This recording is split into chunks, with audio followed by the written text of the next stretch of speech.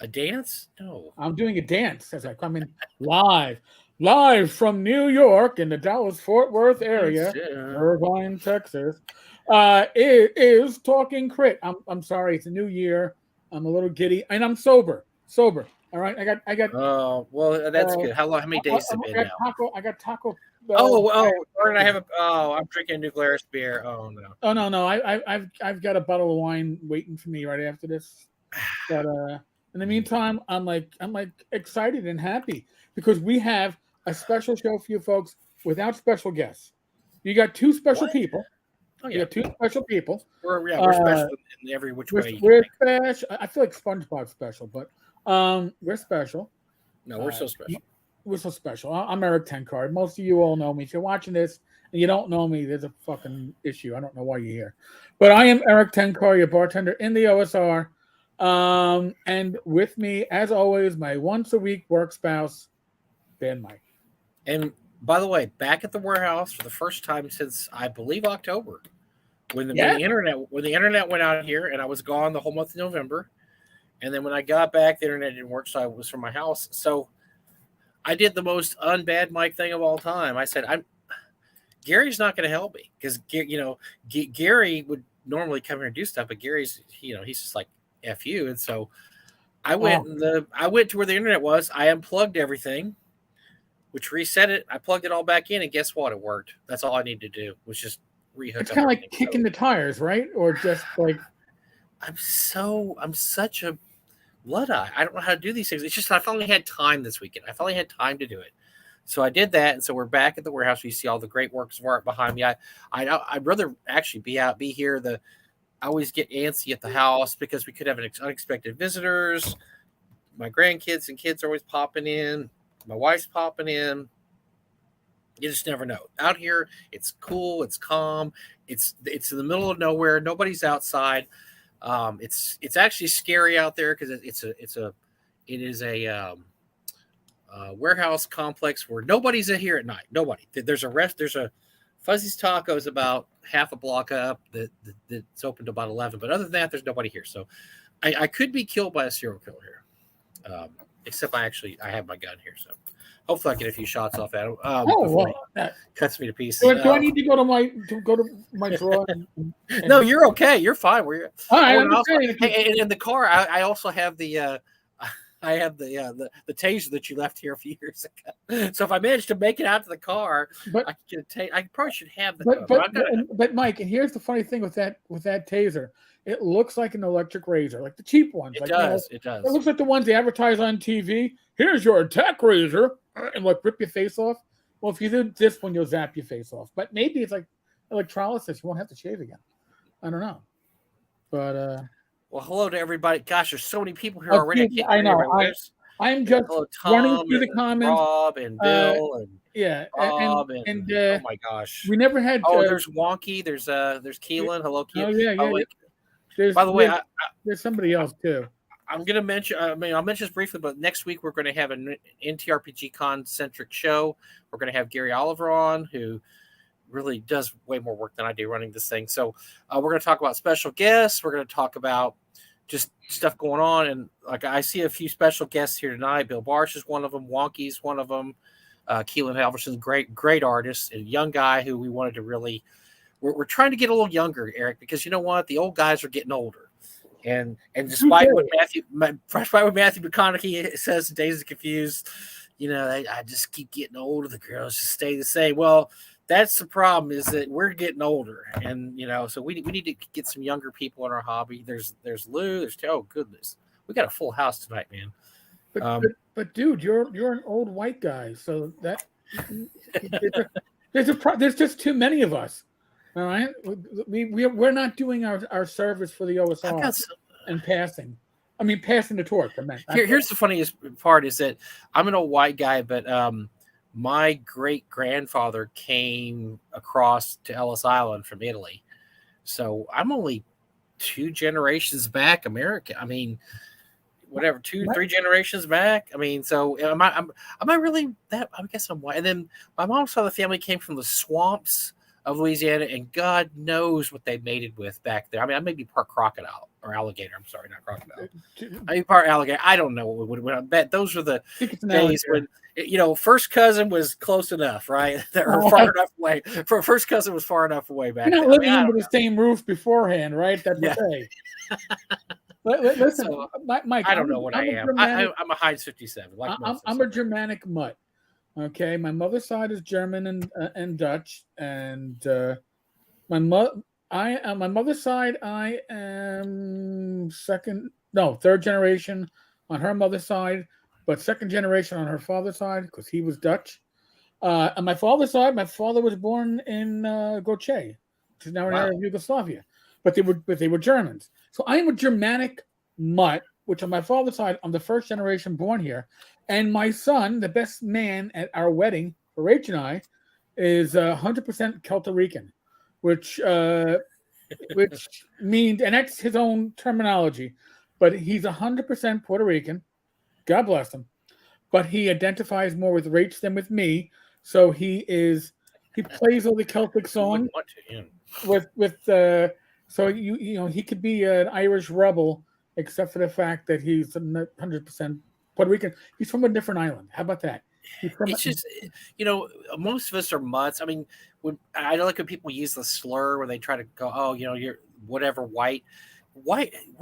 Most white people are mutts, man. Yeah. They are not pure. They did not step off the Mayflower 16 generations ago. These people are mutts, and I know my family. I mean, I've mentioned before, my kids and grandkids are Hispanic, so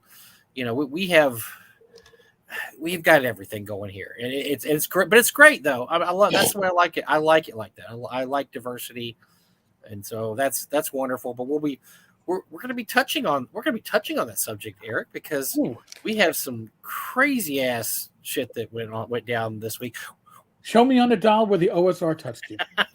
Okay, show me exactly on the dial where the OSR touched you. I need to know. Shirt. I got this a Reapercon. I love it. That's a kind of a nice shirt.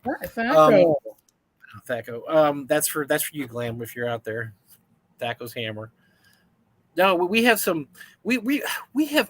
It's only January 3rd. No, January 4th. We've already had so many this weeks and stupids. God. This is going to be a banner year. Even without Lanasa crapping the place up, this is going to be a banner year this week. And Wizards of the Coast isn't really the ones that crap the bed. No, it's everybody else decided to jump in. It's like one of those things, Ben Burns is one of the 3 casts award 3 years in a row now. So I think everybody got tired of it. So we have 16 submissions to the 3 casts this year because everybody got tired of Ben winning it. Because they're like, we're just tired of it. So that's what happened now. Everybody was just so tired of new TSR winning and WotC winning. They just said, out of here. We're gonna do better. We're gonna be stupider than you. We're gonna be so stupid that nobody's gonna care about WotC anymore. And so that's what we have. This week and beyond. We've got stupid that you wouldn't imagine. And I'm so stupid I get giddy. I mean, does that make any sense? But it's like a stupidity high of I can't believe. Remember the I can't believe it's not butter? Yeah. I can't believe that there are people. I can't say the word because it's no longer politically correct. But this effing blank in the world still, or especially in gaming, or something isn't even in gaming because this whole. We're going to touch on an article from a reputable news source. Oh my God. Yeah. And it's, by the way, folks, this is going to explain to you why my opinion of reputable news sources is this. Okay? I don't care what network they are. They're doing this for one thing only. They're doing it for clicks. They're doing it for advertising. They're doing it for views. They want to get people at their site, and they're not looking to have an authentic story and waste time getting. We're gonna talk about it in the community. Do we ask anybody in the community? Why would we do that? We're gonna get answers that we don't need. It's not gonna fill our agenda. Let's just talk to some random people in academia, and they will be authentic enough. From University of I don't know, some California university, which tells me how good it is. But in any case, I'm wound up, Mike. I You are. You're apologize. hot to trot. Which I you know I think now. So I think I used all my quotient of getting wound up last year because it was just one wind up after another. That I'm approaching it a lot more calmly this year, and just trying to keep my blood pressure steady, and I'm trying not to get too crazy about stuff because I know you love it when I get wound up. You love it when I just go nuts, but this is just sometimes it just gets so dumb that you just shake your head like what are you thinking, people? And so we're going to cover your last thing we're going to cover first. That's the Well, actually, before we um do that, I'm going to answer Dandelion real quick. oh yes. Dandelion, if you go to EN World, and you go to it's the new TSR thread, one of the new TSR threads, they update that. They update what you're asking about.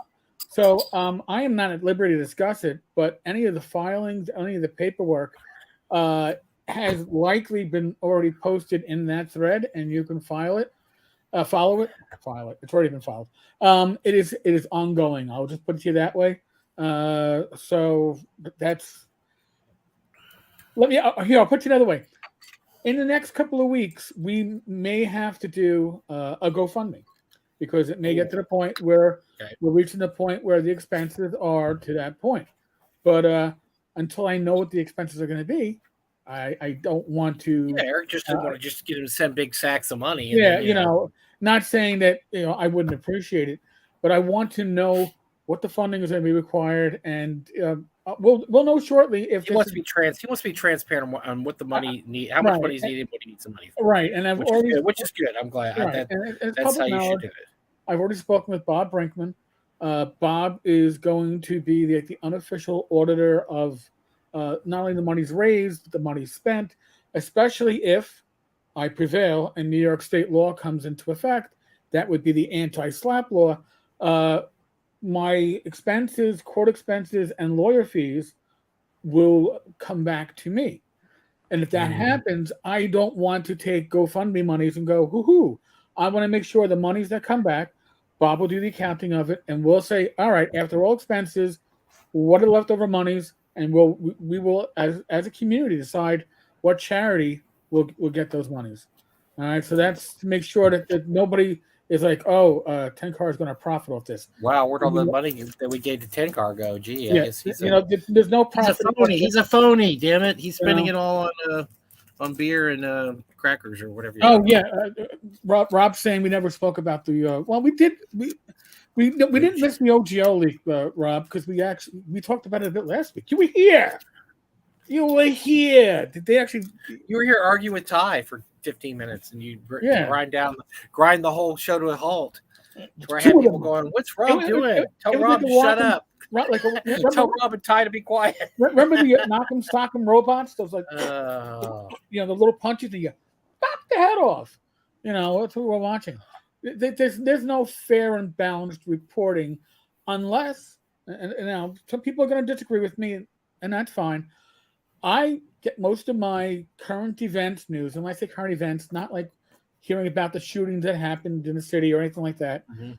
but the events that are going on, whether they are political or social, I get them from sources like Stephen Crowder on the right, Jimmy Dore on the left, because that way I have people on both sides that I know are going to tell the truth as they see it, as opposed to Folks, embellishing you it. cannot get your news sources from one source Now, anymore. If you you can't, can't, you and should. You should. and you should You be. should get a piece of it. Yeah, you should be everywhere. You You should. got to find honest sources on all sides, okay? And you find some sources that kind of was Russell Brand, who's pretty much in the middle. You find your sources. But you just can't say, oh, I just watch Fox. I just watch CNN. I watch MSNBC. If anybody says If they you do, watch, you're only getting one side of the oh, story, and you're never going to be you're never going to be truly informed. I mean, I I look at everything from the New Turks, which is about as far left that they make Mao Zedong look like a puss, and to whatever far. I mean, I don't really watch. I'm trying to think of some far right people. I really can't think of anything, but I read the Wall Street Journal. I mean stuff like that, and you just have to get your news from different sources because nobody covers the same thing. And you just need to be informed. And nowadays, you can't go one size does not fit all when it comes to news. All right, so Rob just sent me a link, and I can't stop the live stream to watch the video, and I'm not going to play the video in the live stream, but I will share this, and I'm going to ask for one thing, folks. Don't go running away to check out this link. I'm going to throw a link up. This is somebody who claims on their YouTube channel that they got a leak of 1.1.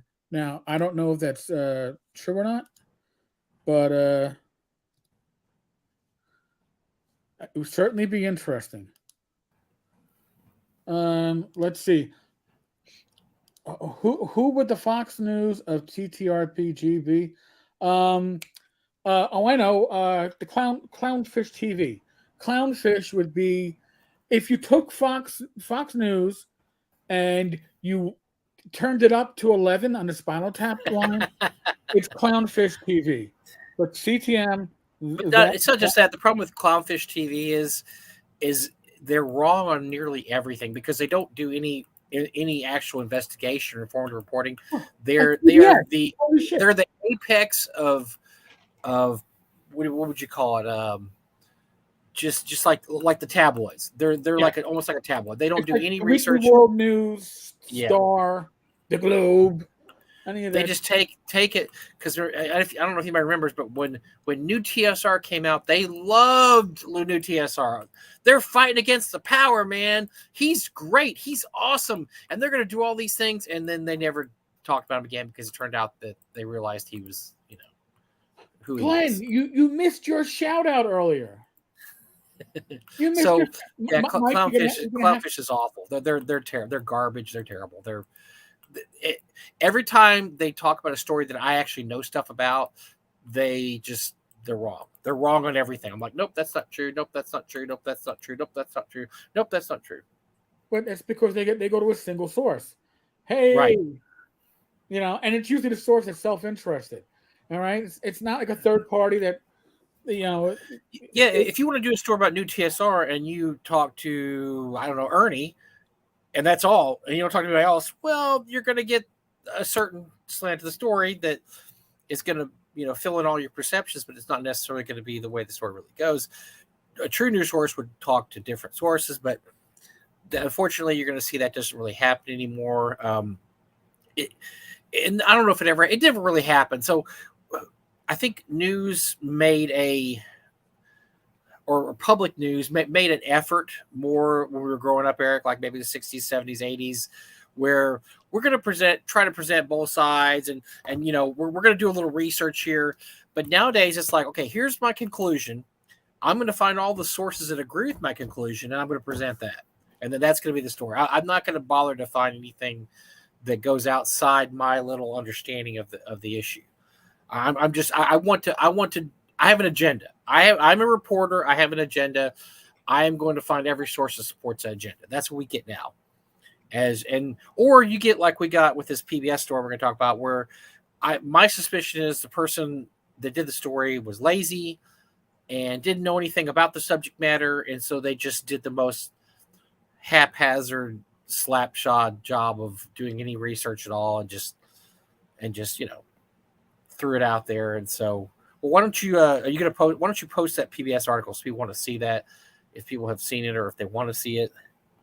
Sure, just give me Rob just sent me a screenshot of the supposed OGL or part of the OGL. Oh, this is the leak, the OGL leak. Yeah, so hold on a second. Yeah. We're going to get derailed because derailed. We're going to get derailed for a short period of time here. Hold on a second. We're derailed. We're getting derailed. We're going to get derailed, which is great because we haven't even started yet, and we're getting derailed, which I think is pretty spot on. So let me get this. There we go. Downloaded, full size. I don't need the Labyrinth Lord preview, which is something else we can talk about. Oh my God. But here, Rob, I'm going to purposely say F you. This agreement is along with the OGL. So that means that this is not the OGL, by the way. This is another licensing agreement going along with the OGL.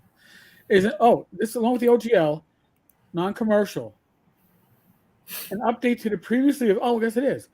You see, I told you they're gonna call it something different. This agreement is, along with the OGL non-commercial. See, now they're breaking that OGL into a commercial and non-commercial license. Uh-huh. An update to the previously available OGL 1.0A, which is no longer an authorized license agreement. So they're saying you can't use that going forward.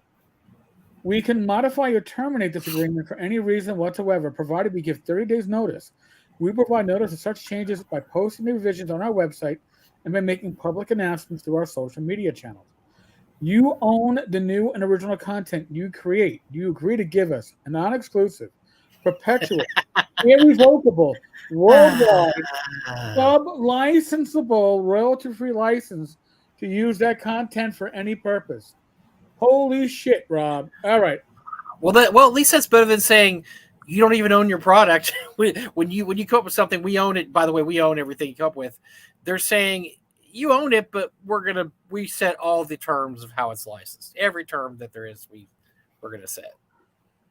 So I mean, that is, if this is legit, and I can't say for sure it is. If this is legit, this is Wizards of the Coast giving you, the consumer, you, the creator, you, the publisher, a big fuck you. I mean, that is honest to God, no other way to put it. And they are saying that you can no longer use the prior unexpirable agreement. Wow. Holy shit. well, they can say that. Doesn't mean it's legal. It's like you say. I mean, they say you have to report all royalties over $750,000. As Ty said last week, what if you just tell them no? Where does it go? Would they? Well, but we said you had to. Yeah, no, I'm not gonna. Right. I'm not gonna show you my books. So what are you gonna do? I don't know. We were just counting on you telling us how much money you made. So, yeah, this is interesting, but I don't know. I think we've this has been covered so many times, and this is what everybody's expected might happen. This part again, if this is a legitimate part of an OGL, and now remember they were telling us it's going to come out in 2023, which was interesting because one D&D comes out in when 2024. So this could be the attempt to lock down third-party publishing, and if they release this and it says, "Hey, we've released a new OGL, and the prior ones are no longer valid," you have basically 30 days to get your product out or abide by this. I mean, that would. It's gonna be. You know what? There's gonna be a lot of lawyers that are gonna be really busy in the next year, if that's true. Yeah. Because, I don't see a lot of people just sitting back and saying, "Well, I guess we're gonna do what Watsy says," and I'm gonna toss my retroclone in the trash now because it's just not. No, as has been said many times, you can't copyright. You know what you're just going to see, Eric? You're going to see a lot of people just publishing without the OGL. Yeah. They're just going to say, you know what? We're just going to publish. We're going to be very careful about what we put in our works.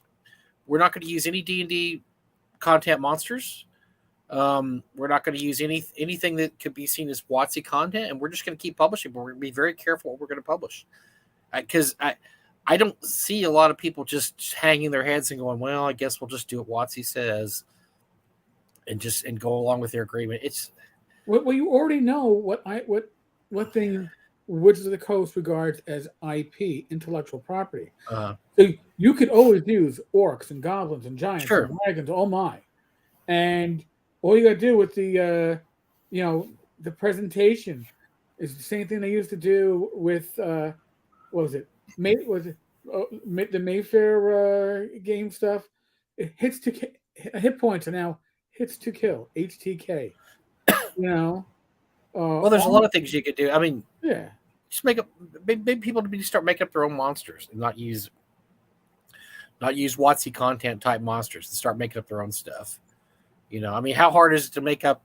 I don't know, a 3-headed snake that shoots fire. I mean, you just got to make up your own stuff. I mean, it's time for everybody to cut the apron strings anyway. and say thank you, Watsy, for 5e and making the hobby as popular as it is. But you know what? We can't abide by these rules anymore because they're. I'm not going to tell you how much money my company makes, so I'm sorry. We're just going to go a different direction. Right. And like I said, that I a lot of lawyers should be really busy, but I wonder if wonder how strict they're going to be. Will be considered breaking this. I mean, if I just said no, we're not going to use the OGL, and I'm just going to keep using the old OGL. I don't care what you said. And so a year past there, I published using the old OGL. I mean, they're going to sue me. I guess they could. Well, I mean, it's not, it's irrevocable according to. So it should apply to anything that's already out. Sure. And in theory, it should apply still to 5e. This OGL could, or whatever they're going to call it, this agreement is going to be something that will apply to 6e going forward. So it shouldn't. It's building a wall now. Now there's a wall just went up between everything 2023 back is all going to be one thing, and then everything going forward is going to be another thing, and that's what they're trying to do. But see, they tried to do that with 4E too, didn't they? I mean, that's what they tried to do with 4E. Now remember, and I'm going to tell you this, and I am not a lawyer, but I look at 4E and the game system license, and it seems to me to be an acknowledgement that the old OGL could not be revoked, because if they could have, they would have said the OGL is no longer an authorized licensing agreement. Now you must use the game system license. That's not what happened. Right. All right. So you can look at their own precedent on what they did before.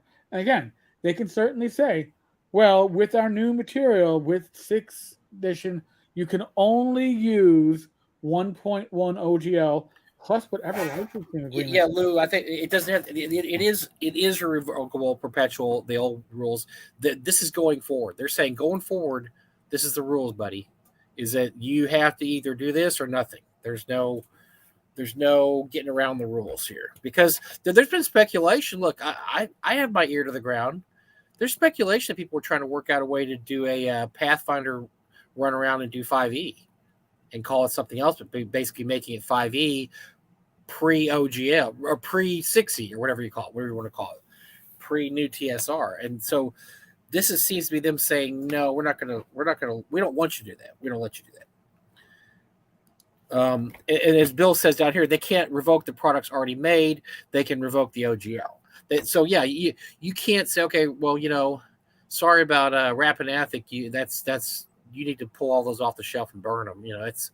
They can't do that. Anything that's published before is still absolutely able to be published. It's just anything new, we're not going to allow that. But even then, I don't know. That's one interpretation.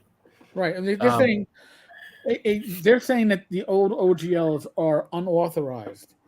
It is no longer an authorized license agreement. Again, if they could revoke that, if they could actually say that, they would have done that with 4E. Yeah. So this, I think, is, and I'm sure lawyers are already going, yeah. You would have done that, 15 years ago if you could have. You didn't. And right. The only thing that's changed now is that Wizards of the Coast is worth a lot more money. They don't want any 5e imitators out there at this point, or they don't want anybody imitating. They don't care. Look, before one of the, we talked about this at length last week and times before, is the reason the OGL came into existence to begin with was because, and there's a couple of really good videos out there, or I'm sorry, vlogs on it. I know Joe Block did one, I think. Who else did? There's a couple of really good ones out there. And basically the OGL came into existence because they didn't want to produce material. They think Ryan Dancy, who's a visionary in our hobby, a visionary, yes, said, "Look, we want people to write for us, but we don't want to have to write. We don't want to have to do our own stuff, because what we look at, we want to sell rule books. We want to sell evergreen product, which is rule books. You guys do the adventures." And so you have permission to do the adventures, and it caused the hobby to explode, because then you had a lot of bad crap, but you had a lot of crap in there too. because anybody that had half an idea thought they could slap together. And some of that 3E stuff is awful. Oh, absolutely, just horrible. Fast forward entertainment, shovelware for D&D. But there's some really good stuff out there. I mean, most of the Necromancer game stuff is really good. Stuff like Midnight. I mean, there's some really good stuff out there. Dragonstar, I think it's Dragonstar. I can't remember. There's some good stuff out there. Yes, Dragonstar was the one I really wish I had played. I think that was material. Yeah, I think that's good. And there was a couple of this, but so they just didn't want to have to do the grunt work of actually publishing. And then 3.5 was their way of kind of grabbing it back a little bit, going, whoa, look at this glut of material. We're not making any money off this. So they came out with 3.5, which said that, hey, now you can't, you can still make 3E material, but if you really want to be hip, you got to make 3.5 because that's the new rule system.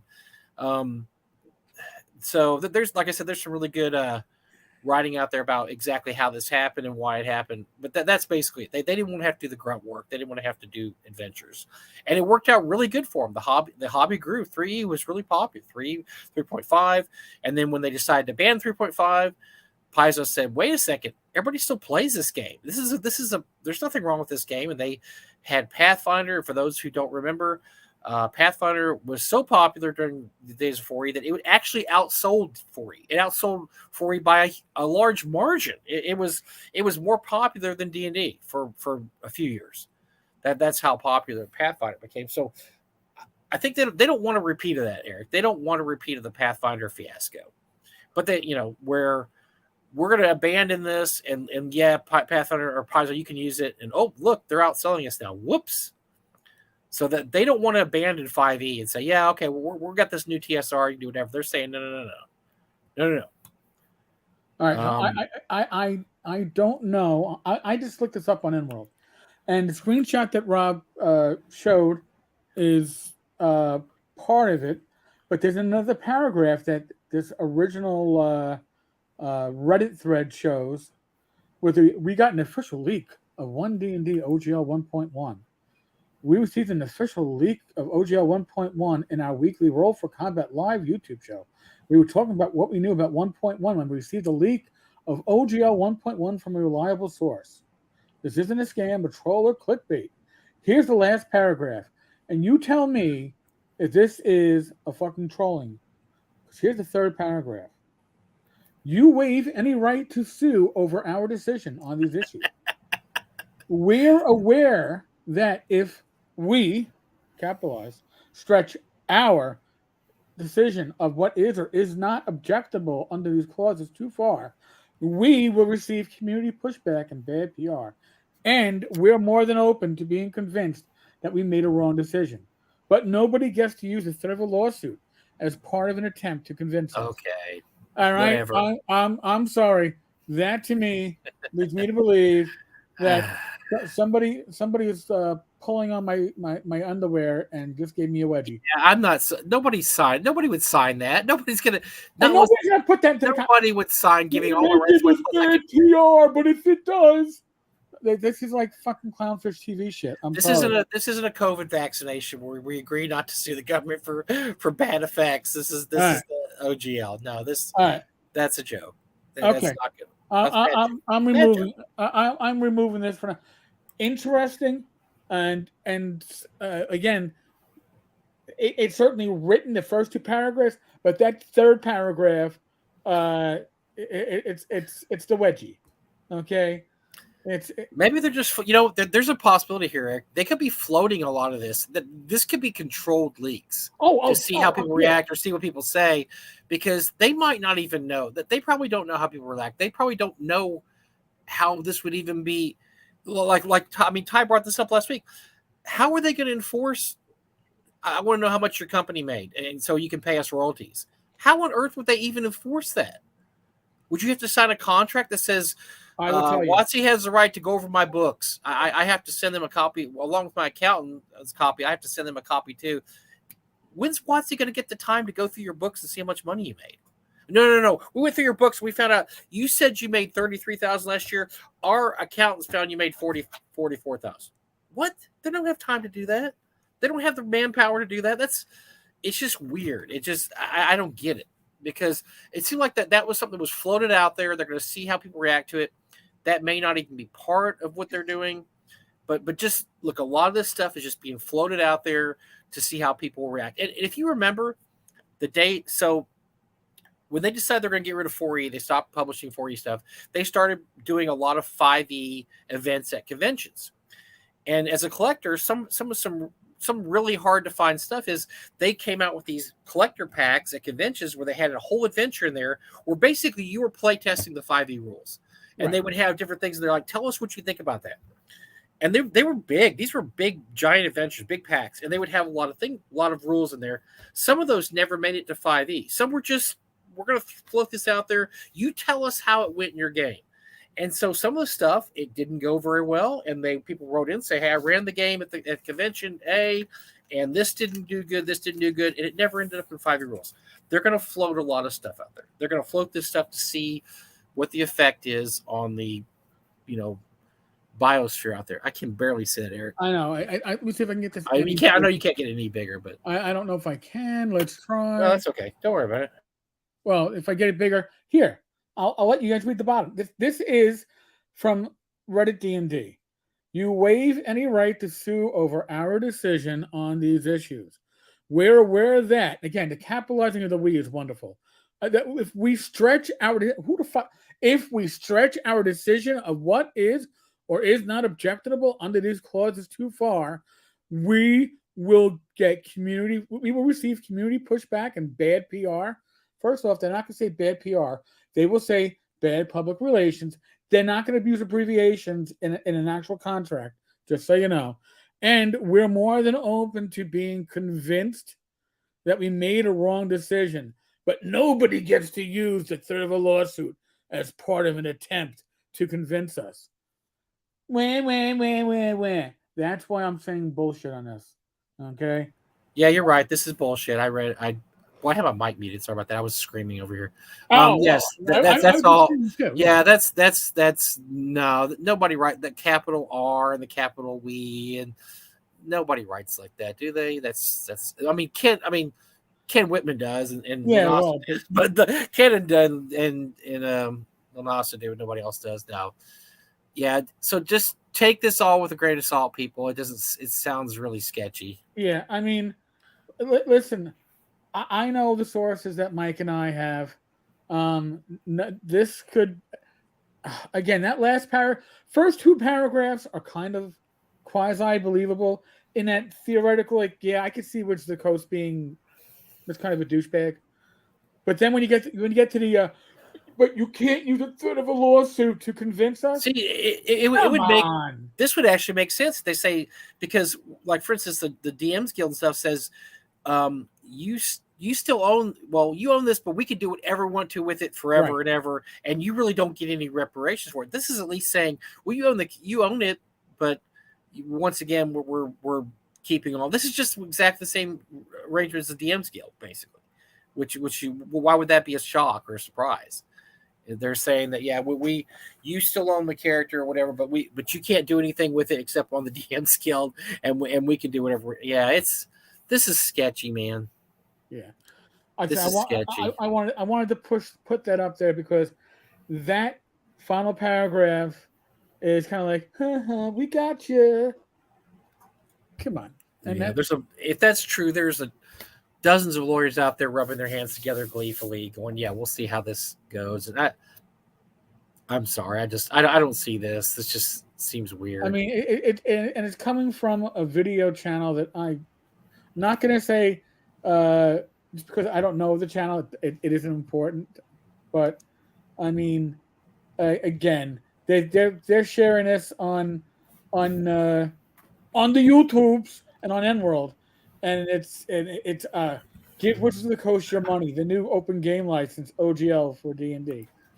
Like I said, I would be, if it was a controlled leak, I wouldn't be surprised because companies do that all the time just to see how things fly. Right. But this sounds even too ridiculous for WotC to even. I could be wrong because they've always surprised me how stupid they can be sometimes. But it seems really sketchy. Sorry. Interesting and a hell of a derailment. I will say that. Yeah, we got derailed for nice. That's okay. It's fun to talk about. It's a good derail. Don't get me wrong. So nobody really. That's the whole thing is nobody really. Look, we can get opinions from people like Rob and Ty, and I see all these other people going on I these got the shows and talking about stuff. I mean, people whose opinions I trust, but nobody really knows until they say, here's exactly what we're going to do. It's all speculation. Everything we do is speculation. Everything we do is, we don't even have to include caveats, right? I mean, you should know at this point. right. So Oh, is this PBS? this is PBS. This is the Oh, McNeil PBS. Lair News At Hour. one point, they were the most trusted. The most trusted voice in Yeah, news. I mean, they would never just. So I'm going to tell you right off the bat. I read this thing, and it looked to this whole thing read like somebody. Hey Bob, what are you doing? Are you doing that story about Ukraine? Yeah, I got to have a story here. It's about gamers and inclusivity. Can you do me a solid? I don't really know anything about gaming. Well, that's okay. You know, just call a couple people, get some quotes, do something on there, and Who should I call? Hey, we have a list of quasi. yeah, don't call anybody that actually works for any of the companies. No. Just Call people call that academics. are in some colleges, but not real professors. Don't get a professor. Get an assistant professor because they're always looking to talk. I tried to call a real professor, and they just talk to the assistant professor. The real professor's not going to talk to you. It's new semester's coming up. They're too busy. You just talk to somebody. I don't know. As Rob says, Rob actually contacted Aaron Trammell, one of the people in there, and he claims that he much of what he said was left on the floor. Now, folks, I'm going to give a brief background on my interactions with the media, and not just the one that you probably know about with Kotaku and Gary Kahn and Gail. When I was in the NYPD, we weren't allowed to talk to the media. Oh yeah, and look, Eric, we talked about this before about you being a cop and everything. Mm-hmm. You should never talk to the media because no matter what you say, the few times I've had a family member involved in a story that made it to the news, I could sit there and watch it on the news and count the mistakes. Nope. Oh my God. Nope, that's not true. Nope, that's not true. That's the wrong name. Nope, it wasn't at that location. I mean, so I'm thinking if that's something I personally know, how many mistakes do they make every night on the news? Or how many mistakes does the local newspaper make? Look, they have a narrative. They want to push the narrative. They're going to find people that agree with their side of the story. So they have a sword to tell. So when I was out sick with cancer for 11 months, at home, I needed something to occupy my time. This is before I was back into gaming. So there was a website called like Parking Matters or something like that. And it was, its purpose was to expose parking. OnlyFans? You said it was OnlyFans? The website you went to when you were No. Parking, I'm sorry. Parking Matters, something like that. It was a website devoted to exposing parking abuses by city employees. I was already in internal affairs. I found that interesting. But the problem with the site is that they would, and listen, were there cops abusing their placards? Certainly. And should they get in trouble for it? Certainly. We had a unit that we used to go out and tow privately owned cars of police officers that were abusing their parking privileges.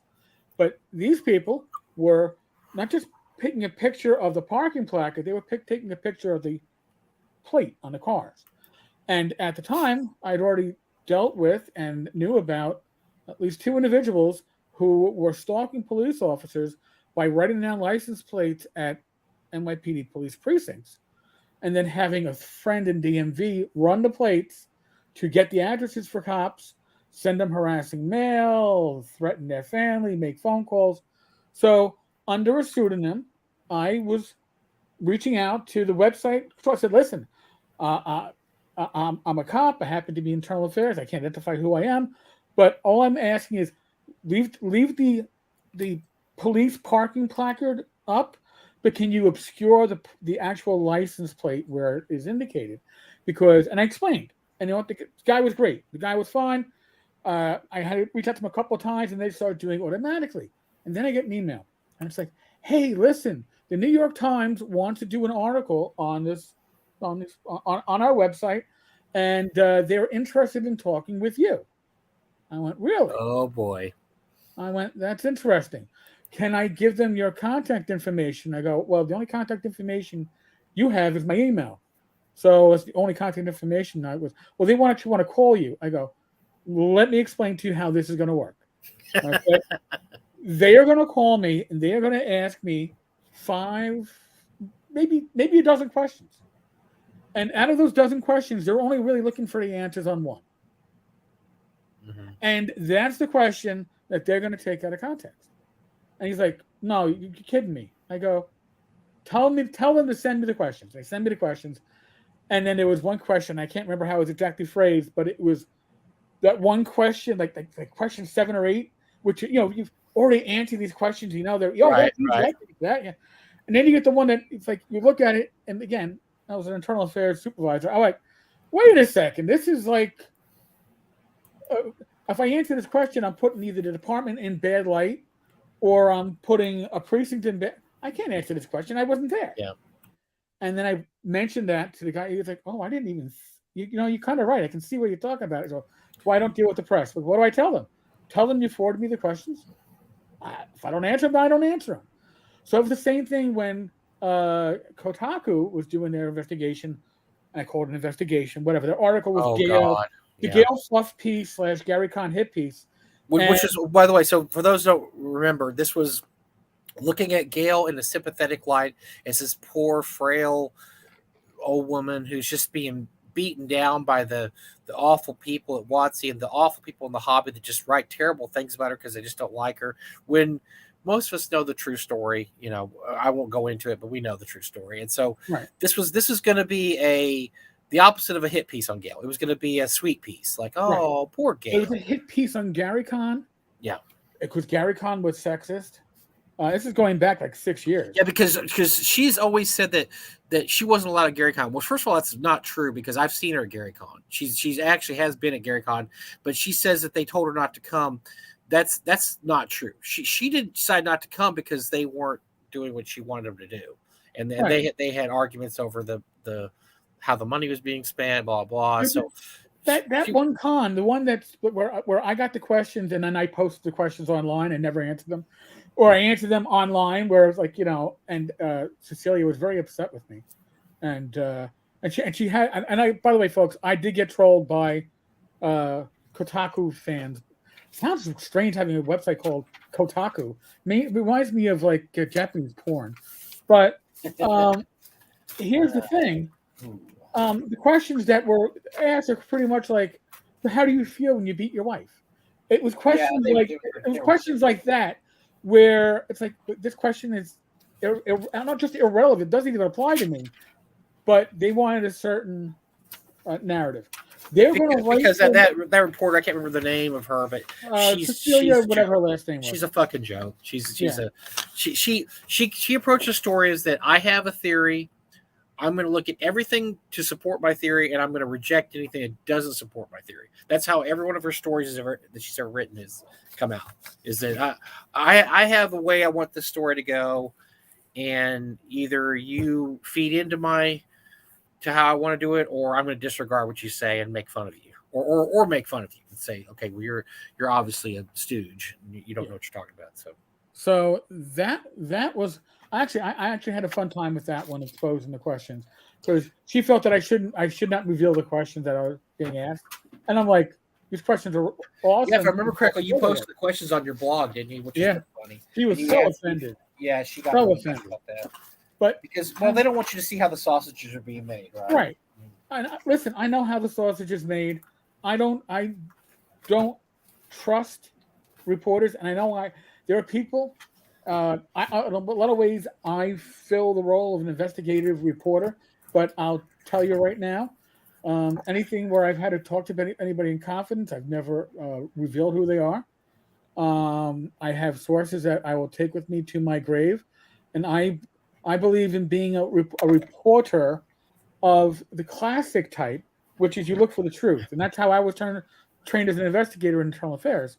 You're not looking for guilt or innocence. You're looking for the truth. Well, yeah. Well, you're internal affairs. You're dealing with people's lives. You're dealing with their pensions. I mean, that's important that you get the right, find out if a guy's actually gambling or cheating on, whatever, stealing from the property room or whatever he's accused of. You can't just, well, I think this guy looks like a guy who would steal from the property room. So, yeah, we're going to say he's guilty. No, you've got to find out what's going on. because this is a guy's career in his life. So, Um, so hack jobs like this fucking article. And yes, L, you can read it. Don't get all excited. All right. But hack jobs like this article. I mean, first off, it's funny. They're they throw all these links in to things that are not important to the article, well, it right? makes it look like they know what they're doing because Well, it makes it look like, oh wow, here we have. Look at this. Look how many we have. 2 links in the first we're paragraph. sourced. Look at all the sources we Well, have. we got Man. We all got these sources sources, right? everywhere. Yeah, this is crazy. And then when you get to actually talking about stuff, people of color and women have always been part of the tabletop RPG culture. Said Steve Davis. Whoa, wait, hold on. I got to back up to that one.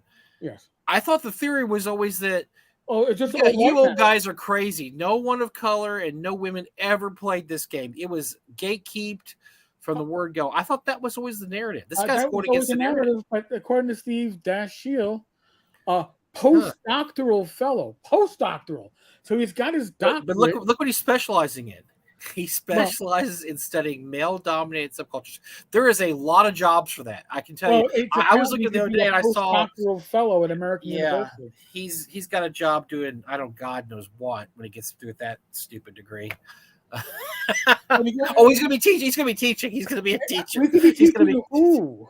Yeah, he's gonna be teaching college. That's really all you can do with a study in male-dominated subcultures. Yeah, right. So great. Good job. And apparently actual play shows give them more visibility. But you've been telling us for years, like Mike has been saying, that gaming was always old white men, and it's still dominated by old white men. Well, you just told me that they've always been a part of the culture. Yeah, I'm suspicious already because he's going against the narrative.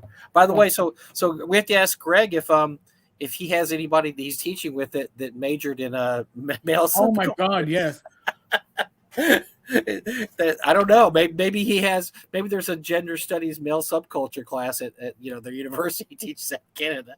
Right, what ridiculous. So now I'm gonna screw this name up.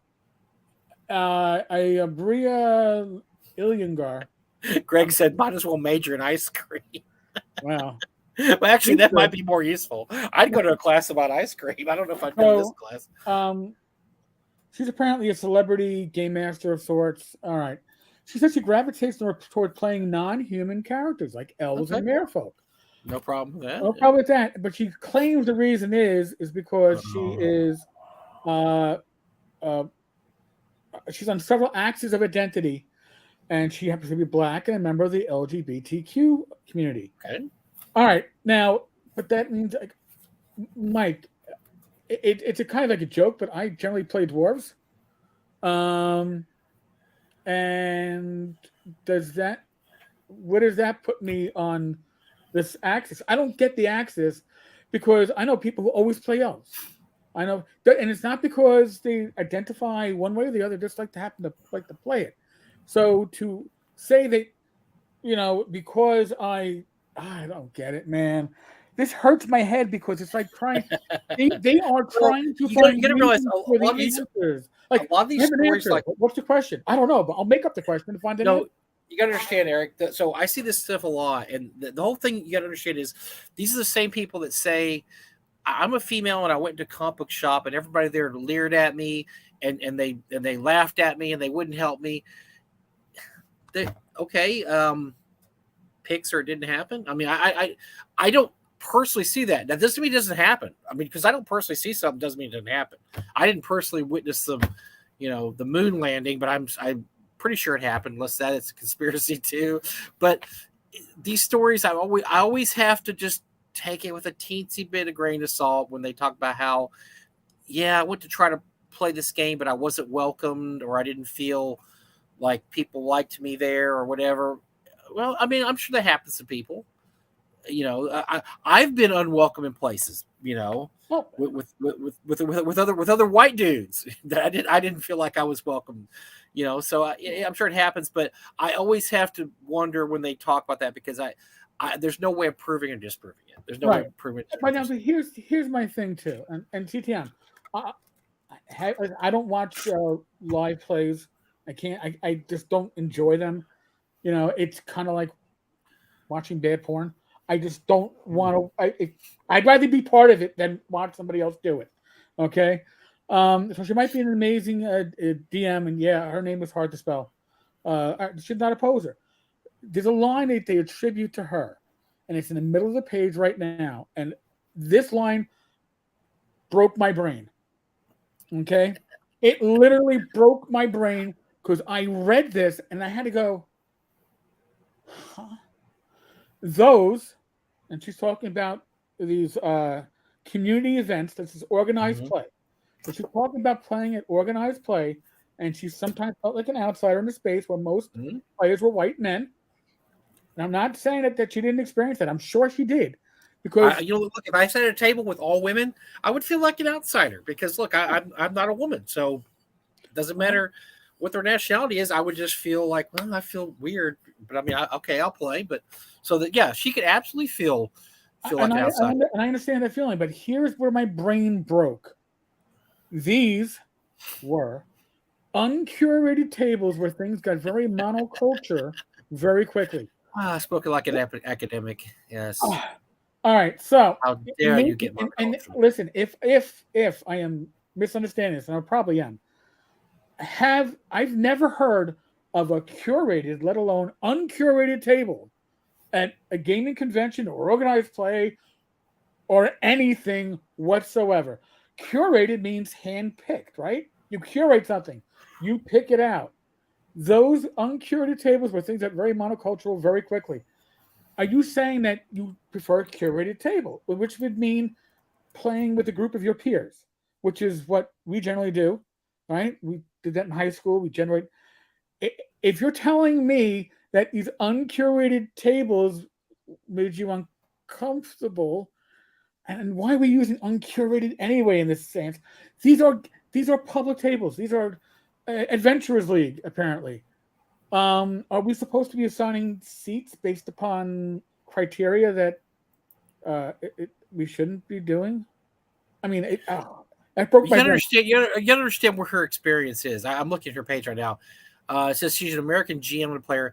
She does live play stuff. So that's very different from curated then now. Yeah, that's very different from you or me or our experiences at conventions. She sits down at tables where everybody has a role and everybody's supposed to do a certain thing, and they have a GM that's basically a storyteller, and they're going to jump in the story. That's what she does. She does that, and so yes, she's probably used to curated tables where here's what we're going to do today. Here's what we're not going to talk about this. We're not going to do this. We're going to do this, and by the way, try to be funny or try to do this or try to be dramatic. That's what she does. She is she's a person who games online and with everything that comes with that. So that's her experience, and maybe she does feel like unless you get to the table with a call to action, then I don't know what you're doing. Maybe that's how she feels. I mean, it sounds to me, now that you've brought that up, that she is taking her place where she is now in gaming, and apparently CTM said she's a very skilled DM, and that's awesome. That's great.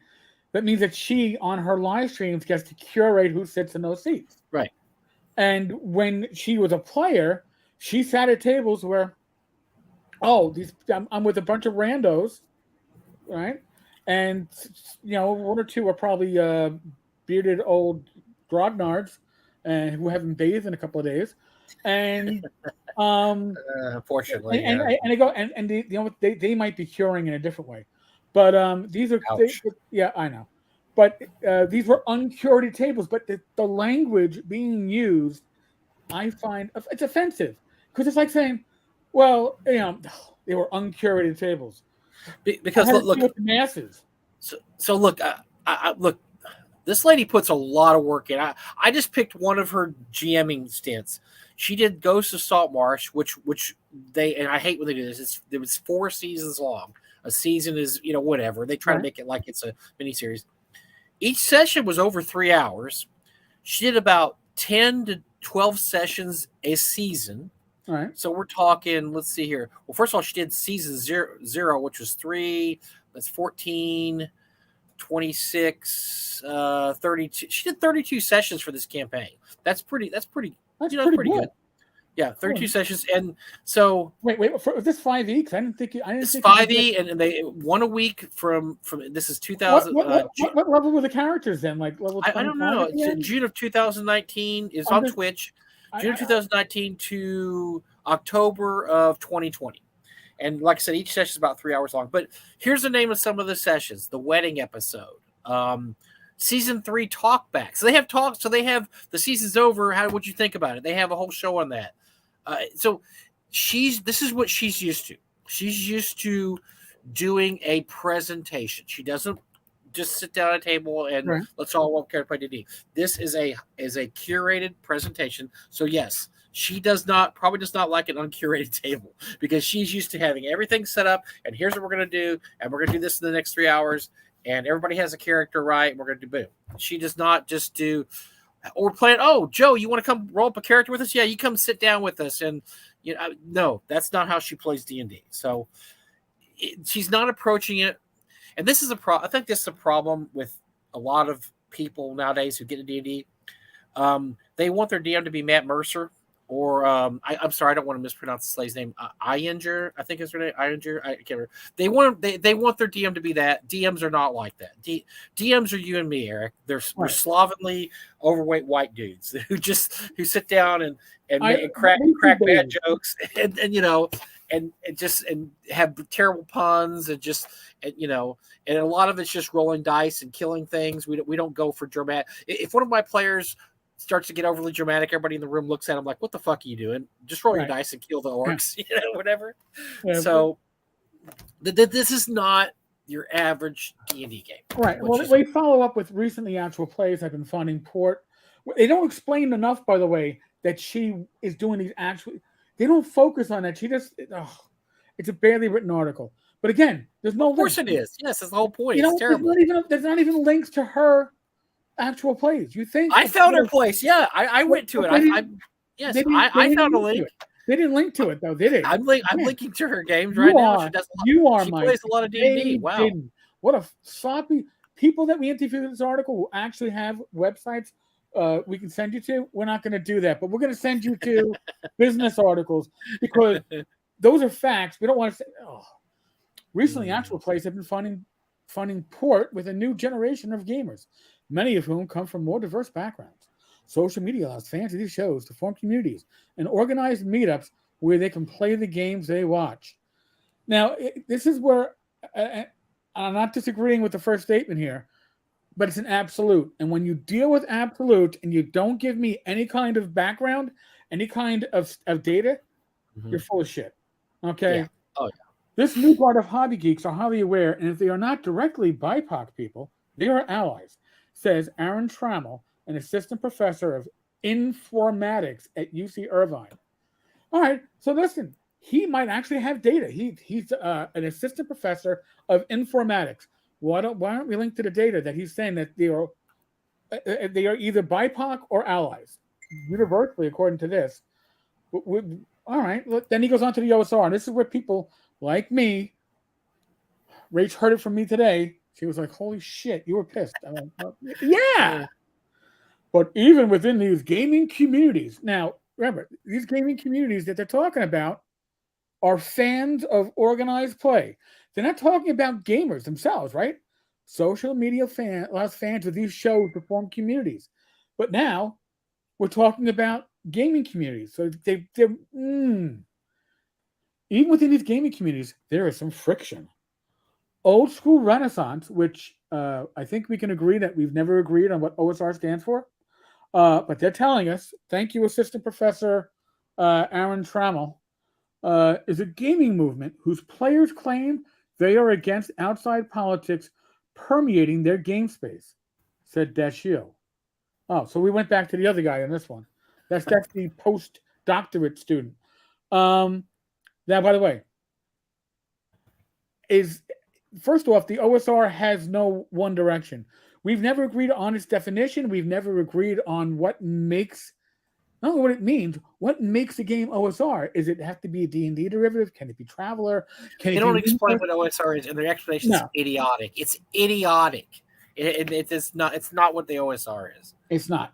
But not only that, You say that people, the players, that didn't say, if they had said it's a gaming movement whose players often claim, or some players claim they are against outside politics permeating a game space, I would certainly say I'm one that believes that outside politics and social issues are extremely important issues that belong in places where they can be given the respect and time they need, not at my game table where I'm looking to kill evil shit and take its stuff, or in my gaming communities to talk about my gaming stuff, because people can't be civil with this shit in gaming communities. Maybe they can be elsewhere, but they can't be. Is it a maturity level? I don't know, because these are people in their 50s and 60s and 70s that can become raving fanatics on the internet because I got my internet muscles and nobody can punch me in the face. It annoys the hell out of me. That's why I say it deserves to be spoken about. It deserves to be talked about, but in the right place. You're not gonna. Mike and I were talking about this. When you're sitting down for your holiday dinner, you're not gonna start talking about social issues. It's not the appropriate place. No, and we talk. And you had a really good Analogy. you well, no, your YouTube. I loved your YouTube because you're right. And look, these are important issues that we need to talk about, and there's lots of important issues in and out of game to be talked about. The thing is, it's not the best place to talk about the gaming table. I understand that people are very fervent about stuff and really want to, go gung ho. But just to say, look, I don't go to. The example I made with you is I don't go to my dinner. I'm a huge fantasy football fan. I've been playing since 91, 92. I ran a league for 25 years. I don't go to my holiday dinners and bore everybody with fantasy football and go on, even though that's an important thing with me. I love talking about fantasy football. I don't do it because it's just not the venue, and they're not interested and they don't care. And that's the same thing. When I sit down to play, I really just want to play a game. That doesn't mean I'm not hip to social issues, and I could be anywhere on a social issue. It just means that that's just not where I want to talk about it. Just like if I'm at the car wash, I drop my car off and I'm waiting for my car to get washed. I don't want the guy next to me talking about the war in Ukraine. I don't give a shit what he thinks about the war in Ukraine. Do I think it's important? I hate the Russian commie bastards. Right. I think it's important, but it's just not the place to have that conversation. That is not the place. And I didn't indicate to that guy I wanted to have that conversation, By the way, based somewhat on a true story. So that kind of happened to me, and I didn't want to talk to the guy about the Ukraine war. I don't. And so the same thing when I sit down to game, I don't want to. There's some social issues I don't want to discuss in game. Right. Everything has a time and place. Now, by the way, I want to address something here. Mark, I didn't know her background in running games because it wasn't explained in the article. I just saw. We had to find out. I had to look it up. Find out now. And somebody was complaining that she was at an uncurated table of gamers and she found it problematic. And I'm thinking every time I'm at a convention, I'm running games for an uncurated table of players.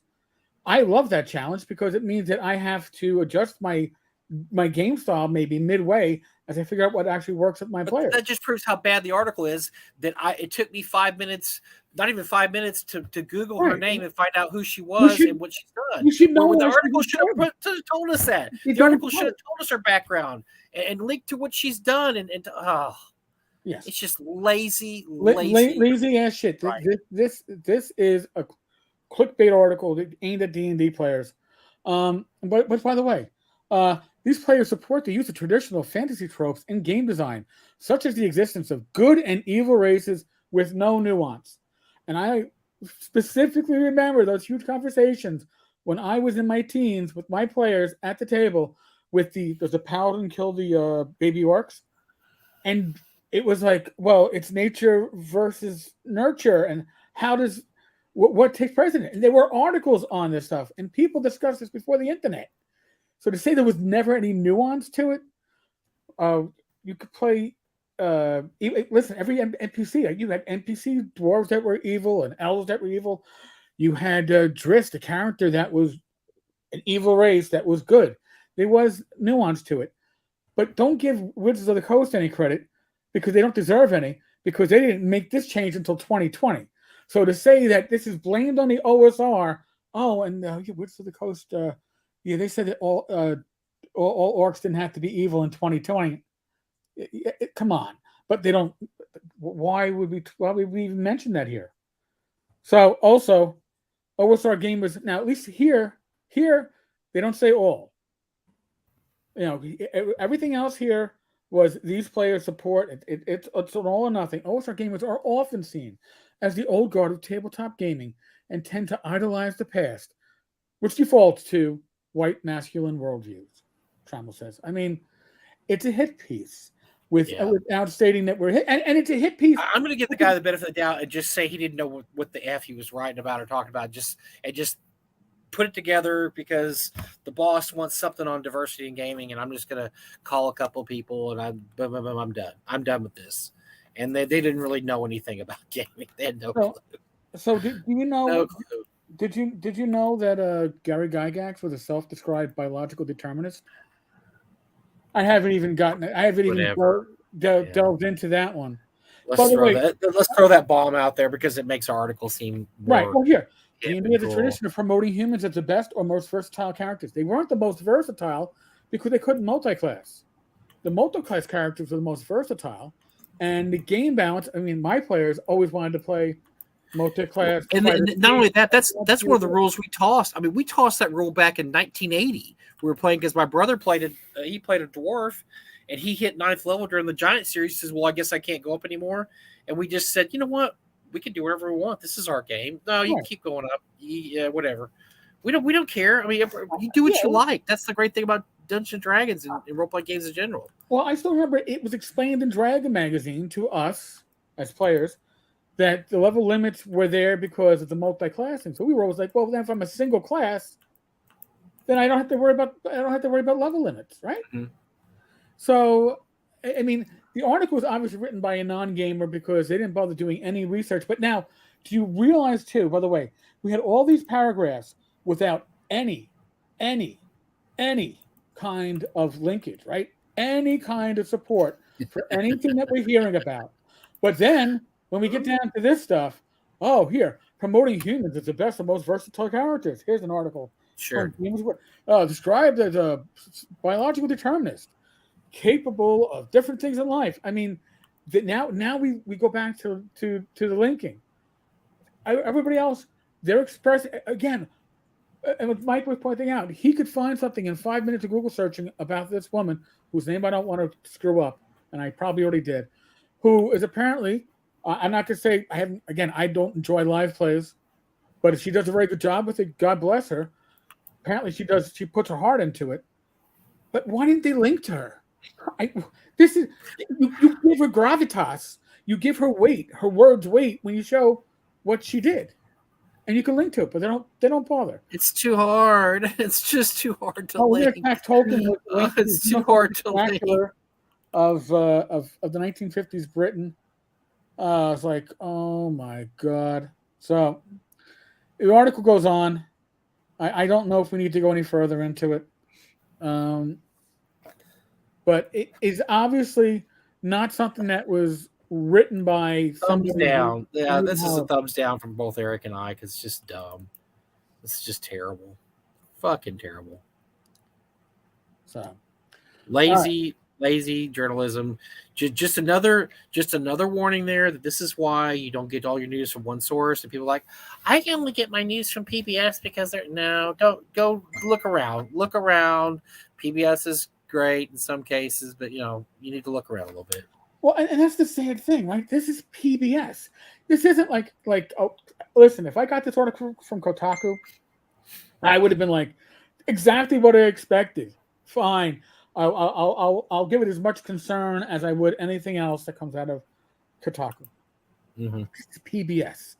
Under their news hour section, which would lead you to believe that it is well researched, well written, well edited, well sourced, and instead it is a clickbait article. Now, and I say clickbait because yes, PBS has ads. Well, the supporters, their ad is their support ad from whichever company, but it's they need the readers. They're doing this. They're not doing this because we got all these tax dollars to spend. They're not getting the tax dollars they used to get. And I used to joke when I was younger. It's like, oh look, channel 44 WVIA. If they're giving away another tote bag with membership, the only channel we had up in the post the tote bags. We the used to whole have tote those. bag. Oh, we used to have so many of those laying around the But house. listen, when I was a kid, VIA up in the Poconos, we had one channel that came over the air, channel 44. But you know what? They played in the end. The last time I was watching them before they took the local repeater off, I don't know, a dozen years ago. Star Trek: The Next Generation, more recent Doctor Who's. They were a station that was really trying to find what do their viewers want. Um, I don't know. Is this what PBS readers want? They want poorly researched, sloppy articles. I But they guess. don't know. Look, these are, and they probably made this determination that look, nobody that, how much of our audience really cares about this? It's interesting, but I don't know. All right. I'm tired of even talking about it anymore because this is just, it's just bad journalism.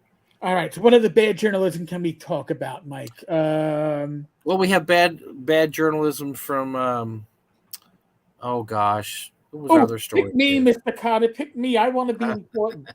I want to be important, Mr. Carter. I want people to come back to me after I did my suicide is painless video. Oh no, not Dave Simpson. He's the return of Dave Simpson. Yes, Dave came back. You know, it's the gift of the new year or the end of the last year, and he came back. Dave had a show at Troll Lord Games. One of their freelancers. Uh, I didn't even know the source to this. Mike knew the source. Mike, one of their freelancers, apparently had a basically an "F you all you anti-vaxxers" post. Yes, yeah. Somebody I won't mention the name. Somebody that you probably know if I mention the name, but they had a, boy, these stupid white males who didn't get vaccinated, they're just killing so it was kind of a, I guess, left to center post about how dare these anti-vaxxers, it's because of them we have all these issues, this and that. It's a freelancer for Troller Games, not a staff member. It's a freelancer, done work for them. They have in their bio though that they work for Troller Games. So immediately people were like, how dare you have this person, I post for Troller Games that says his personal opinion about anti-vaxxers, and then it just went out of control from there. It was ridiculous from there. Yeah. So I mean, actually, I'm going to take a step back. Mark, it's the internet and simple to do a web search for more info. I don't need links for every keyword or name. But the funny thing is, they give you links to everything else, but they're not giving you anything to support the people that they are directly quoting from for their article, which you could say is lazy. You could say they're doing that for a reason. I don't know. I would say it's lazy. Okay. This is coming from somebody who at this point prefers to have my PDFs hyperlinked. And if I think somebody doesn't do it, probably going to be me and my small shit. I won't do it, but I think it's kind of lazy. So, but here's the thing. Going back to Dave Dave reacts to the Troll Lord Games response to this, and all Troll Lord basically says is, "Hey, listen, politics and social issues are important, but this is not the venue to have it. We're pretty much apolitical. We're here to play games." And it turned into a raving lunatic band of haters because politics and social issues weren't important. And that's not what it said. Again, like I said, it's important. It doesn't belong in this channel. It doesn't belong in the communities I run because it's not what we're focused on. Okay, and I don't, so it can't give it justice and it can't give it the attention that it needs. So Dave, being the brave sort that he is, decided to not have an opinion, just quote other opinions on the screen, because apparently that means he can't get in trouble if he does that, and he isn't pointing fingers if he does that, because maybe his wife told him that. Maybe I don't know. Maybe his wife told me he can't give his opinion anymore. So he gave everybody else's opinion, and then said, and by the way, he only gave one side of the opinion. If you go look at the threads, there are multiple opinions. He cherry picked the ones that he thought were his opinion. So I just found that very interesting. So Well, he's trying to get back. He's just trying to get back in the game, man. He wants to get back in the game. well, and he wants to be important again. Okay, and honestly, I looked at his channel, and don't ask me why. And yes, I'm subscribed, but you have to be just to know that somebody's still alive. But his he's been getting like, I don't know, a couple dozen views on most of his videos, and this one got a couple hundred. So he knows he's got to drive drama to make views. But I think that, you know, if Dave just could figure out how to do it without having to, oh, I don't know, be Dave. I can do that. Yeah. So, I'm sorry. We're still trying to. I'm still trying to catch. You guys are very, very prolific with your comments tonight. Wow. God bless you. Yeah, Everybody is. They're going nuts, man. they're going. They're Slow it down. Slow it down. Yeah, keep it going. Keep it. Go through the red light. That's what they told me as a rookie going home from my South Bronx precinct. It's 2:30 in the morning. Don't stop at the red lights. You slow down. You coast through. I was like, huh? Then I realized why. So like, okay. Oh dear. Oh dear. Oh yeah. So, all right. So what else? We have more stuff here, Mike. Yes. So tell me, Mike, because my brain is fried at the moment. So. What do we? Oh. I'm trying to remember. I'm sorry. I've been reading comments here. I know. I'm trying to get them up on the screen. I got totally off the beaten path here. I'm sorry about that. Oh, by the way, so let me repeat this. So next week we're going to have a very North Texas RPG Con oriented show. We're going to have Gary Oliver on a special guest. We're going to talk about the special guest which we announced today. We're still looking at a couple names that we'll probably reveal as the year goes on. They're pretty big names, so we'll see what happens with that. And so we'll talk about that next week. If you're interested in the con, you want to know anything about the con with how much it's going to cost, what you need to do to register, blah blah. We're gonna pimp it out next week. So just letting you guys know that we're not spending a lot of time on it this week. So we did talk. So we talked about the Troll Lord. There was one other story that we were going to get to that I thought was interesting. Yeah, and I'm trying to remember what it was too. I think I think the fake OGL pop up really just used that derailed everything. It just shut my brain off to where, now we're just going to have to talk about beer or something for the next 30 minutes, or the new tavern, you're going to. I mean, we're just have to, or the health. I didn't go last night. Oh no! Well, I didn't go last night because I had to get my car into the dealer at like 10 a.m. And if I go to the pub, I don't get home till like 2:30, 3. And then, you got to unwind. And by the time, I was like, there's no way I'm getting up for the pub. Getting up after the pub. So. By the way, so something, I mean, this doesn't really cover what we talk about, but something happened that concerned New York was that crazy Monday Night Football game where you had God! I was watching that his art is reverberating through everything because. So I know that I don't know how many fantasy leagues you're in. I know you're in the one that I had run. Yeah, it's only one I won this year, but yeah. Well, they don't know what to do. That for those who don't know, a member of the Buffalo Bills about a quarter into the game took a big hit. His heart stopped. Resuscitated him on the field. Drove him to the hospital. Apparently, he crashed again at the hospital. They had resuscitated him again. They changed that officially. Oh, they did. Okay, so he's intubated. He's sedated. He's on oxygen. So the game was not finished. It was Monday Night Football, so it's the last game of the week. It's an important game. It's two of the leaders of two of the divisions, and they're playing to see who gets to basically stay home for the first week of the playoffs. I mean, it's an important game. And so nobody knows what they're going to do because this is next week. The game starts Saturday. There's a game Saturday. Yep. This is the last week of the season, and then after that, the playoffs stop. There's nowhere to fit this game in. Well, there's nowhere to put this game in. I mean, unless you should have had it last night or tonight. That's the only two times you could have. And then you could have pushed back 2 games of next week to like Tuesday. Yeah, but they didn't because Goodell is a freaking moron. This is what apparently they are talking about going to COVID. Whoa, kitty, watch yourself. Don't fall into my lap. You'll probably tear it. It looks like they're talking about going to COVID-19 protocols that were in place during 2020 and 2021, in case the whole team came down with COVID. And they had to. Right. So what is a possibility is that what would be the first weekend of the playoffs isn't.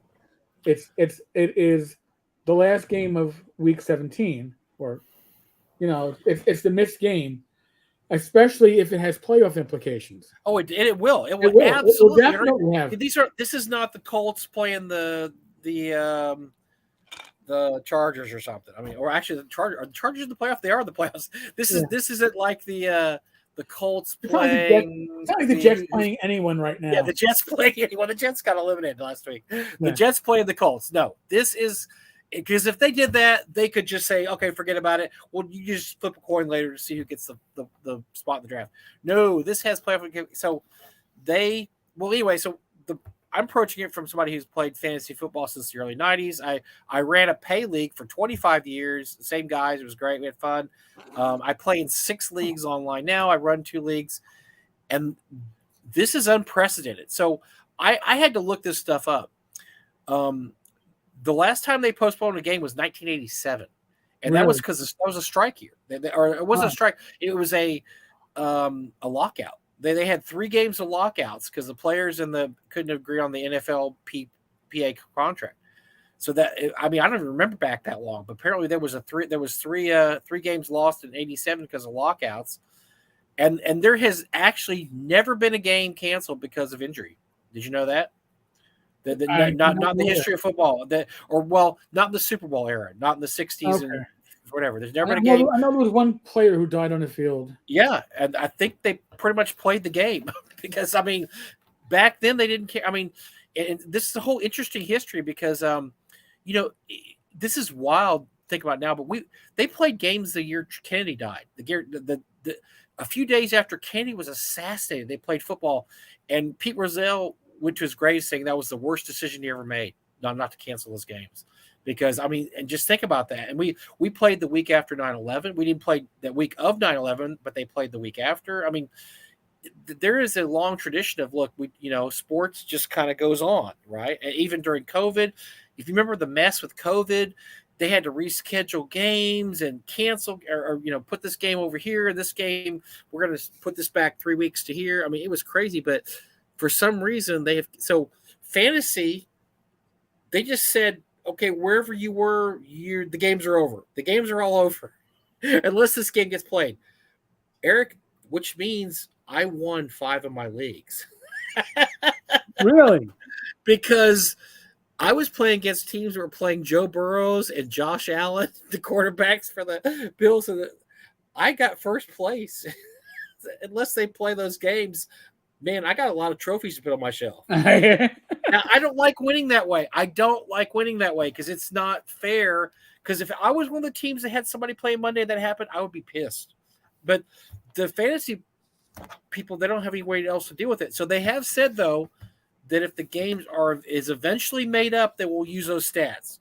Right. But until that game is made up, there's no stats. So it's just, I mean, I feel sorry for the kid. I mean, it's tough. And it sucks, but it has been an absolute mess for those of us who play fantasy football or are NFL fans. And I can't imagine if you were a Bengals fan or Bills fan how pissed you'd be. Because it's a huge game for both teams. Oh, my gosh, it's huge. Whoever wins the game basically gets a first-round bye. And nowadays, the way it's set up, there's only one team that gets a bye in the first week. The Chiefs are the other team that are tied there. The Chiefs are probably laughing their ass off because right now they're going to have the best record if that game's not played. So I got a feeling it's got to get played. It's got to be played. It's crazy they didn't play it. and what likely means the playoffs get delayed a week. Oh, what a And mess. then See, that's why they and should then have gone to 17 games, though. They were fine with 16 games. And this is all the NFL effed up again. They made those poor guys look. Boy, don't get me on a rant now, but they do not need 17 games. These players get hurt enough in 16 games. Look at some of the quarterbacks. Who was the Jets quarterback the last few weeks, Eric? It was just whoever was not whoever wasn't hurt. dead. Oh, hit Yes, I like, mean really. that's the way I these mean, games are. Look at yeah, it's like, these people that run out as quarterbacks. I mean, They're hurt. look who they brought out. I'm looking at names going, wait a second, he hasn't played in a year.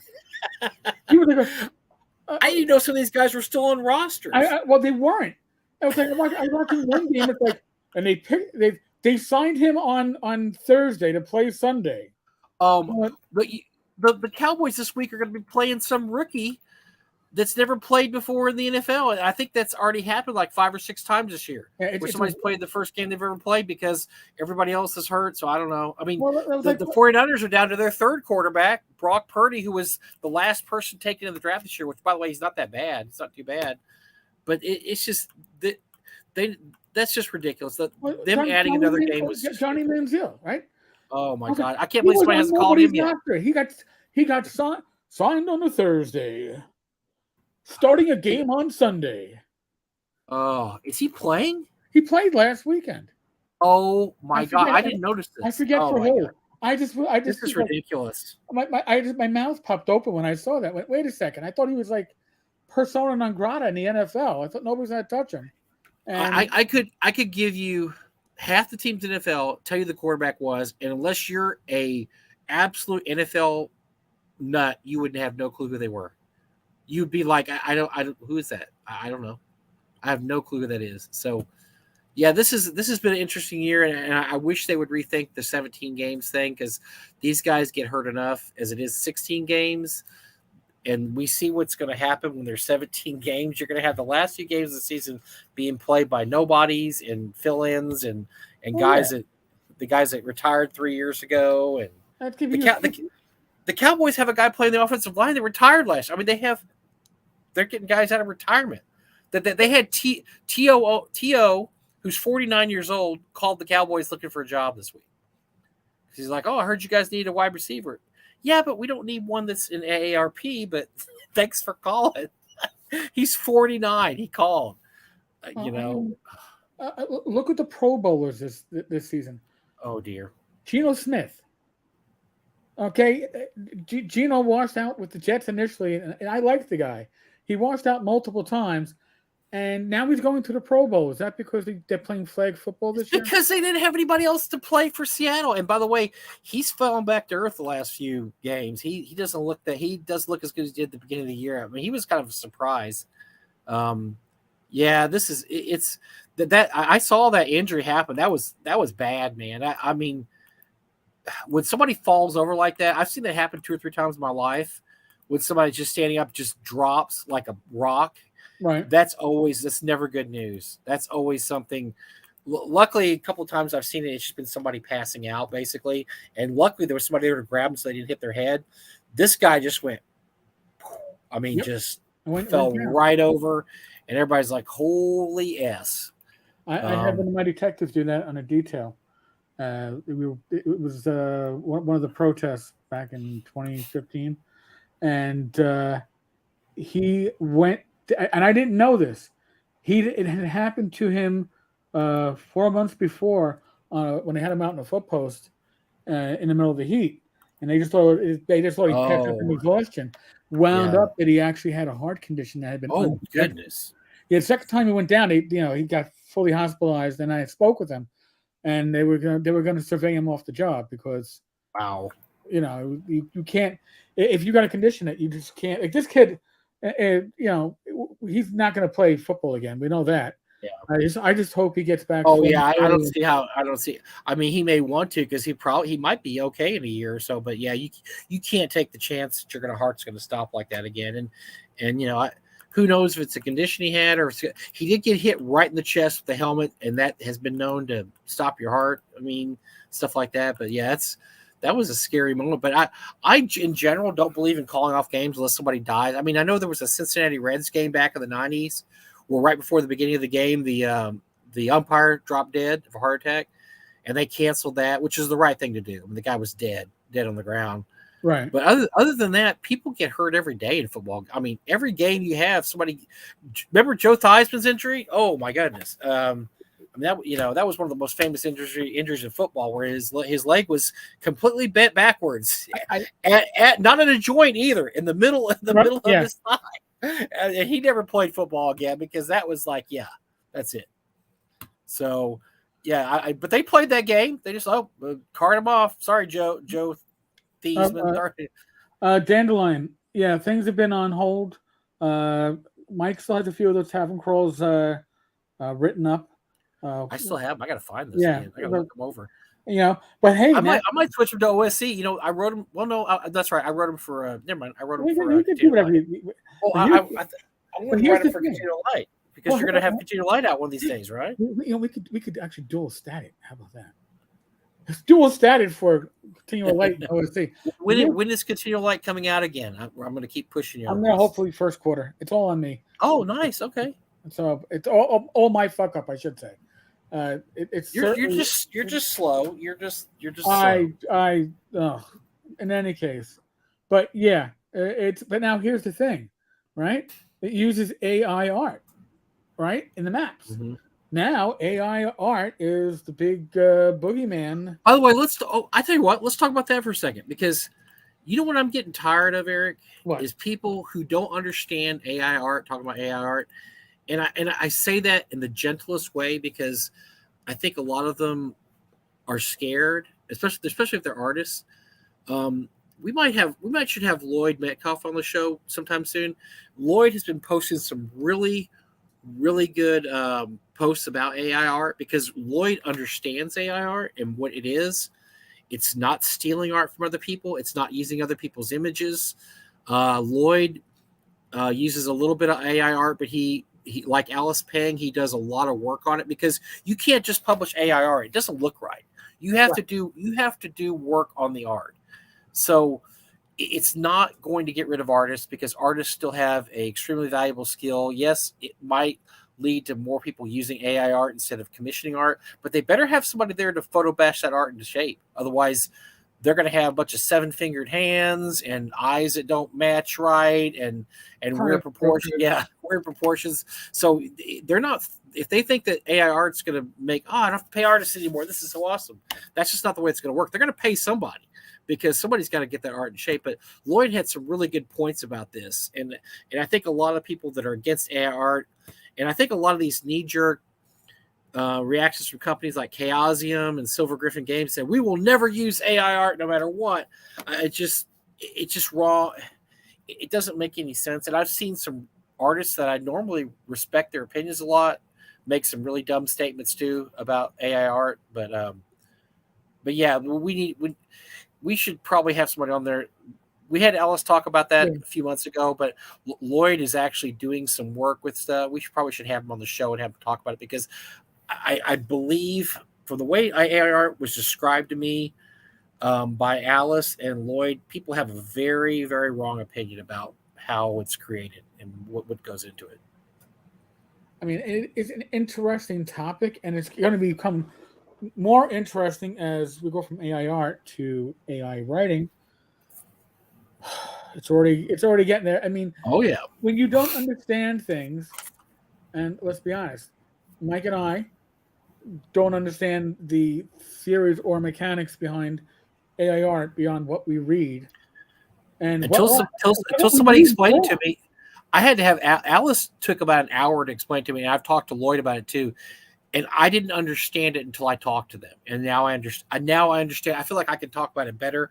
And I feel like I can talk about it better than some artists that I've seen talk about it who are just worried that it's going to put them out of the job. They're like, oh, this AI art comes out and it's going to put me out of a job. Well, you know what? There was a blacksmith one day in 1905 that was shoeing his horse and saw a Model T drone along and saw the future, right? And he's like, ooh, maybe my son shouldn't be a blacksmith. Yeah, because maybe they make him a mechanic. Yeah. the guy making this, the slide rule factory, certain, when the TI calculator started coming out, probably started, you know what, maybe we should retool this slide rule factory because this is not going to work out. I remember being taught how to use a slide rule and an abacus in elementary school and never used them because by the time I got to junior high school, those cheap and overly large, and cheap meaning like you got them for $10, $15 at Radio Shack, calculators were already available, and then therefore you were getting that because. You're probably years old as me, Eric. Do you remember the days when you were not allowed to bring calculators to school? Yes. And nowadays, your phone does that. Plus it has by the way, it has all the knowledge of the world right here. But yeah, you were not allowed. There was I remember back in junior high when the TI calculator first started getting popular, where it was actually hand size and not this big, where it was just only this big. Right. Everybody got one for Christmas back then. The mid '70s, everybody got one for Christmas, and we were told you could not bring that in school or bring it to math class because that's cheating. If you do your problems on a calculator. And now, of course, teachers have the same problem, but they have it with these. Now they have to monitor. I know people. I have friends that teach that collect these when you walk in the room. Really? When there's a test. Oh yeah, you collect them when there's a test. There's ways to cheat with your phone, and they will collect them, and you can collect it on the way back out. You collect your phone because I don't want to have to walk up and down the aisle and make sure you're not holding it down like this and right. click it there. And there's ways to cheat. By the way, there's ways to cheat not even doing that either. You can there's all kinds of ways you can cheat with your phone if you have a phone with you. So well, I will come clean because it's how many years now? 20. Probably close to 30 years ago. Oh boy. Oh, maybe longer. So I cheated once in college. Oh, you bastard! I did it once, and it was the only class I took with my sister, and it was modern logic. And modern logic was a requirement you could take that filled both your philosophy and your math requirement.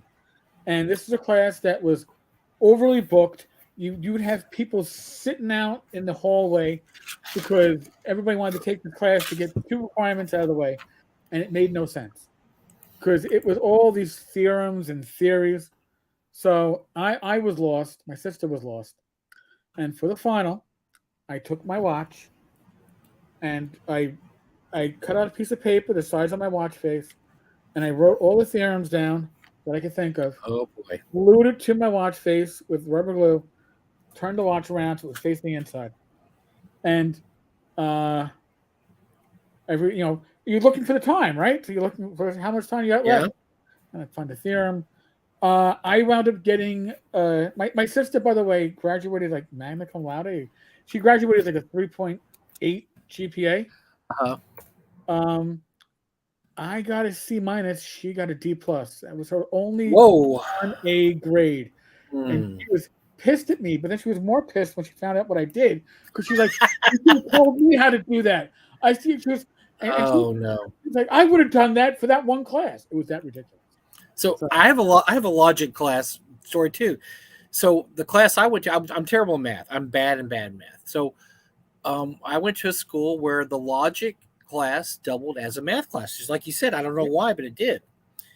And I heard it was really hard. Oh, it's a hard class, man. Even though it's no math involved, it's really hard. Yeah. I mean, I got my book secondhand at the store. I go in there. So there's a girl in my college, probably one of the hottest girls in the college. She looked like Kate Upton with blonde hair. Imagine blonde Kate Upton. Hot. Super. But she's really sweet. I saw her a lot. We both enrolled in college at the same time. So I kind of knew her as a small college. We ran into each other through the years, whatever. She was in the class with me. So we didn't know anybody else. So we sat together like, cool, I'm sitting next to the hottest girl in college. Awesome. I opened my logic book. Eric, all the answers are in it for every single thing in there. I'm flipping through the pages going, oh my God. And she looks at it. Her eyes got so big, you would have thought she saw diamonds on my table. So I was like, I can't remember Claire, there's all the answers in this book. Because we're sitting there going, he's explaining the class. We're going, oh my God, we've heard this is really hard. This is a really, really hard class. All the answers. That book was worth gold. So the upshot was, we made an A in that class. Now the tests were still tough because even though we made, we did really good on all our every homework assignment because every answer was Right. in there. The tests, you still had to take a test. You didn't have open book tests. Right. But I got to study with the hottest girl in college the whole semester, which was, and by the way, we were friends for years afterwards. This is way before I met my wife, so that's okay. Right. Very sweet girl. She ended up actually getting married and getting a job at a radio station near where I used to work back in the late 80s, early 90s. And so we would actually see each other and go to lunch sometimes. But this is the start of our friendship was we, and we would laugh about that all the time. The start of our friendship was we had a logic book in class with all the answers in it. And so the end of the semester comes, you always sell your books, right? Because, you sell your books back. Oh no, I knew what I had here. I knew what I had. And so I let it be known on campus that I've got the logic textbook, and I would accept no less than $100 for this book because I don't know what they're paying it, like $5. Right. Oh, you got nothing. You got nothing back. I had a line of like 7 people. Hey, dude, you sold that book yet? I should have auctioned it off. Back then. It's like 1989. I don't know. I mean, I didn't know, but I should have auctioned it off. It would have been great. Anyway, so that was my logic. Logic's a tough class, man. It was horrible, man. It was a tough class, and without that book, God knows what grade I would have made in there, and it would have made my life a lot more miserable because homework assignments would have been horrible. And we would Claire and I would get to class and like, doop, doop, doop, there's the answers. There you go. There we go. Turned it in. Boy, you guys are really good at lunch. And the one the downside was the teacher would call on us a lot because we're so smart, man. We're making an A in the class. He'd like, Mike. And so Aristotle said, and I was like, oh shit, blah, blah. So what, that would mean man because logic. I mean, I don't know. I maybe you have to. Sounds good, but no. And Mike, you'd be like, what? You're making perfect grades on the work. And look who aced logic, Rob. Oh, of course. Well, God. Yeah, that's like Rob acing logic is like, Kate Upton acing model class. Yes. Okay. Thanks, Rob. Look at that. Wow. I'm impressed. All right, so folks, we're not ignoring the elephant in the room or the Raggy in the room. Raggy had a video where he said, yes. I didn't watch the video. I started to watch it, and then I said, if I watch this with Rach in the room, she's either going to fall asleep or walk away. It's like 40 minutes long. Yeah, and I started, and James, I like you, but you got to do something for your health, man. You doesn't have a good color in that video. But I just couldn't watch it. I gotta find a time when maybe before going to bed when Rach wants to fall asleep. So I'll play it. By the way, James is supposed to be a guest in North Texas here, so this is interesting bit of controversy with James. So we'll see. I've seen people describe the video. What's the big reveal? He's going to employ Zach Smith again, or I mean, is there some big reveal that we need to know that's shocking? Some shocking reveal? Yeah. Somebody tell me. I mean, he's not going to do another naked lying in the bed. That would be the least of our problems. Yeah. I mean, our convention features my brother in a Speedo, so James naked is about par for our course. I just want to make sure he's not hiring like a Nazi or something. We have to, keep him away from the convention. But somebody said that it's out. This is what I heard because I haven't watched it. Like I said, it's like 45 minutes long, and it's like, God Almighty. I tried to watch 5 minutes. I'm like, I'm like you, Eric. I'm like, yeah, I need to prepare myself mentally for this because this is going on. Yeah, it seemed like it was, and it wasn't going to say, hey, the rough book is done and going to be printed. If you're telling me it's something that's going to potentially ruin your career, I can make guesses. But he says that all the time. He's kind of getting shock jockey. Boy, when I do this, the last time he published a bunch of stuff, he kept saying, "Oh, this stuff. I mean, this might be the end of my career." He does that. That's just what he says. Everything he publishes, he says it's going to end his career because he wants to get you curious. He's P.T. Barnum, man. He wants you to see what's behind the curtain. I gotta say, I was not the Speedo. I was in Oh no. like a classic Oh no. heavy metals outfit. That was Hell, last I thought. why would who would want Eric in the speedo and a string? Yeah, I know. Why? Okay, Well, so once you watched it twice. Keelan says that I watched it twice. He just wanted to say something along the lines of I've done cater to a crowd of people that hate me. Well, the good for him. He shouldn't cater to people that hate him.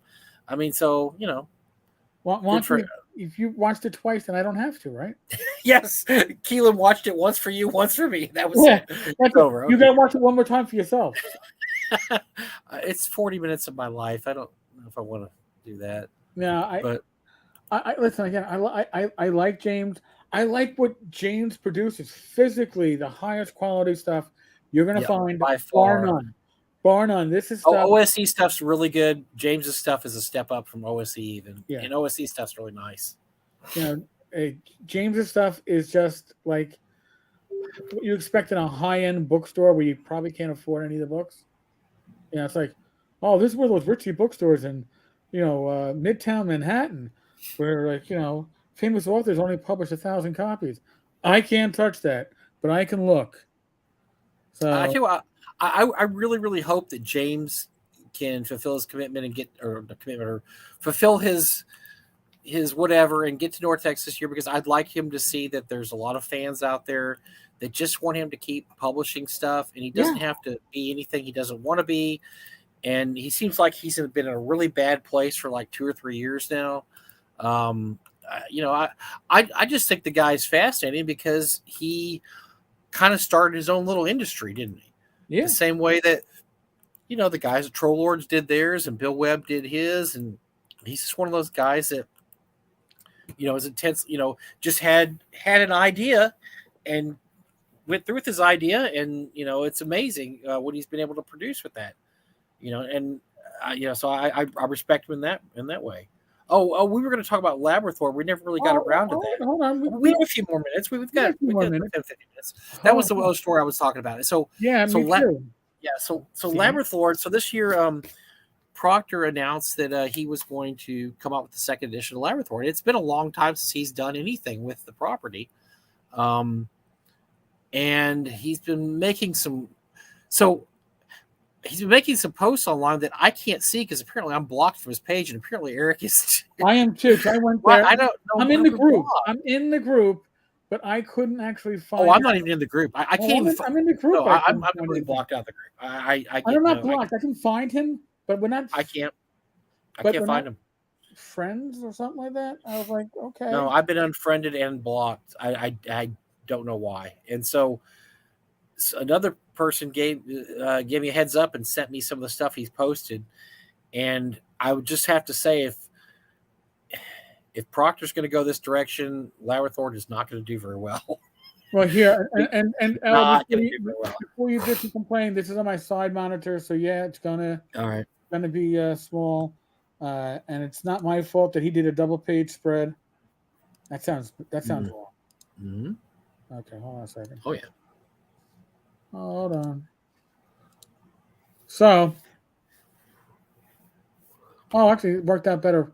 No, it's going to go double page right there. So you can see, and that border. I really hate to say it. Maybe it's just the test page because that border. I don't know. No, this is the free. Is the free preview, and this does not. Here's the deal, Eric. I saw your video on this today, and I agree with you on this. You and I think a lot alike, which is scary sometimes. But I'm looking at this going, what is he doing different or better than OSC? Because OSC snuck in the last few years. It became the BX clone that there is. I mean, and if you want to play a BX clone, you play OSC because it's just the best rule system out there for doing that now. Right. Because Laborator was just kind of forgotten about and left on the shelf to gather dust. He has got to do something better or different. He can't just. The fans that were playing Laborator have grown older or they've left. I'm sure he still has a small loyal fan base, but who has written anything for Laborator in the last few years? I mean, Greg's not going to write anything for Laborator anymore. He said as much. He's going to come up with his own old school system. He's not Yep. using it. Who uses Labyrinth for? I mean, and if you're going to bring it back, and you do it, what was your strength from before, and do it better. This layout, this uh, somebody called it clip art around the edging. Um, It just doesn't look good. I don't like it. I mean, maybe he's trying. Maybe this is his different. He's trying to do something different. But I mean, when I say different, I mean better different, not just different. Do right. something better, and I Anybody mean, can do things something have. different. Look, when was the last Different time doesn't win. he relayed out Laboratory? It's been 10 years. Has been less than that. There's you can do better. I mean, the last 10 years has been lots of innovations in printing. I mean, there's things you can do to make it look better, but this is not one of them. I don't know what this is. Yeah, I mean, as Arcade said, OSC has an amazing layout. I know some people don't like it, but people, I tell you who OSC really appeals to. Here's what OSC's success is based on. It crosses the bridge. It bridges both old fans and new fans. Because when I go to the OSC Discord or the pages, I see older people there that played BX, that love BX. I see younger people that played 5e that want to play something different. That is the magic of it, is that they were able to tap into both the older gamers and younger gamers, and that's not easy to do. And they were able to do that by, I mean, they did a few different things, but one of them was their layout. They have color. I have one of their books here I was reading. It's in the car though. I'm not going to go grab it. I mean, their books are digest size. They're very nice. Right. The color looks nice. The art's good. The layout is really good. They have indexes. They're All very that's usable at the table. very much so. That's something that's huge. And by the way, wonky. It reminds me of what I didn't like about my grandma's house. And what I think you're talking about is the edging on top of the old wallpaper. You know, they would Oh put the wallpaper yes. down, and then they would put that edging so you didn't see the top where it wasn't maybe hitting the Oh. ceiling properly. You would, and it. I would expect this to be uh, fluffy, right? Like you expect a little like texture to this. Like, hey, it's got a little fur. I expect to feel fur if I reach out to my screen right now. Ugh. But By the way, Wonky is Keelan Haverson, artist extraordinaire, young guy, great dude. He's going to be a special guest in our Texas next year because it's about time the young guys got their chance too. We're going to start getting a little younger because the old guys aren't going to be able to make it forever. Yeah, Eric. I'll give you an example. Dennis Sester, who came to our first con, we love the guy. He's in his 80s now. He was invited to the convention. He just doesn't know if he can make it. He says he'll just have to see how he feels in June. And I understand. I mean, right, luckily he lives in about 3 hours away. He can always drive up, but he's getting to that age, right?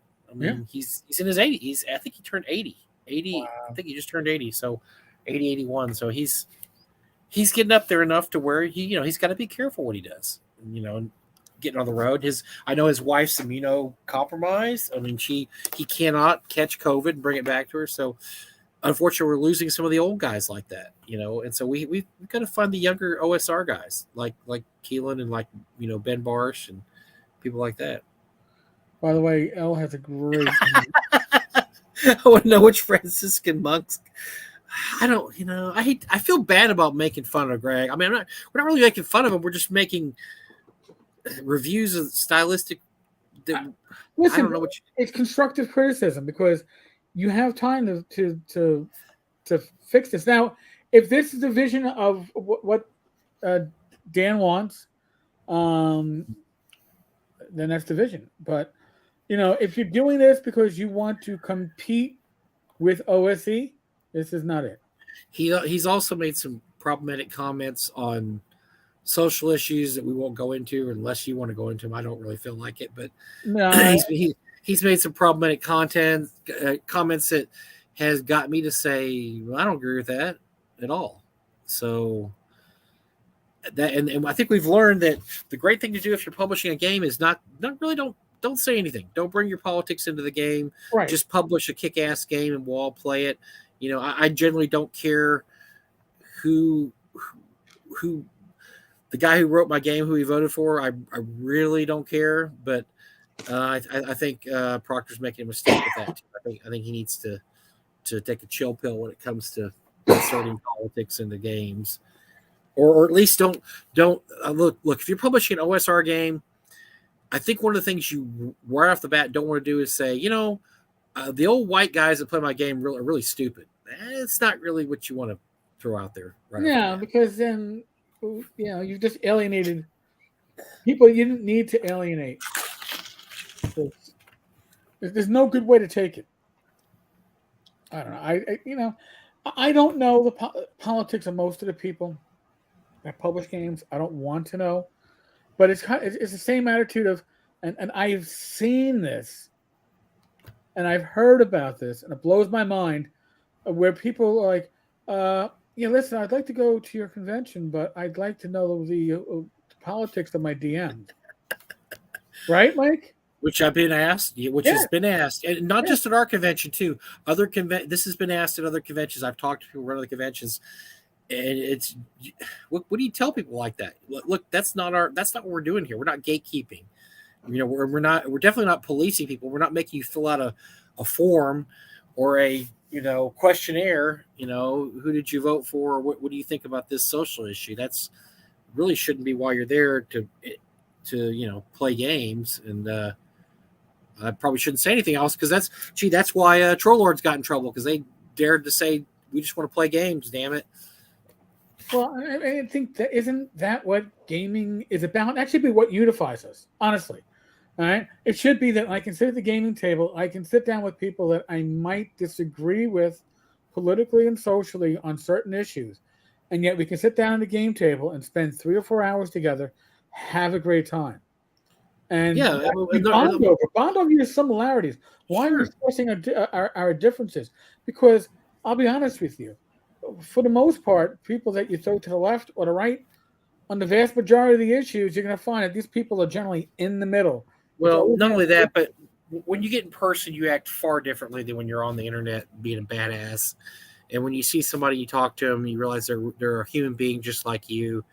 Things change, right? I mean, yeah, I've had people that I've absolutely detested online that I met them in person. And go, oh, they're not that bad. I mean, yeah. because it's just different. It's just different, you know.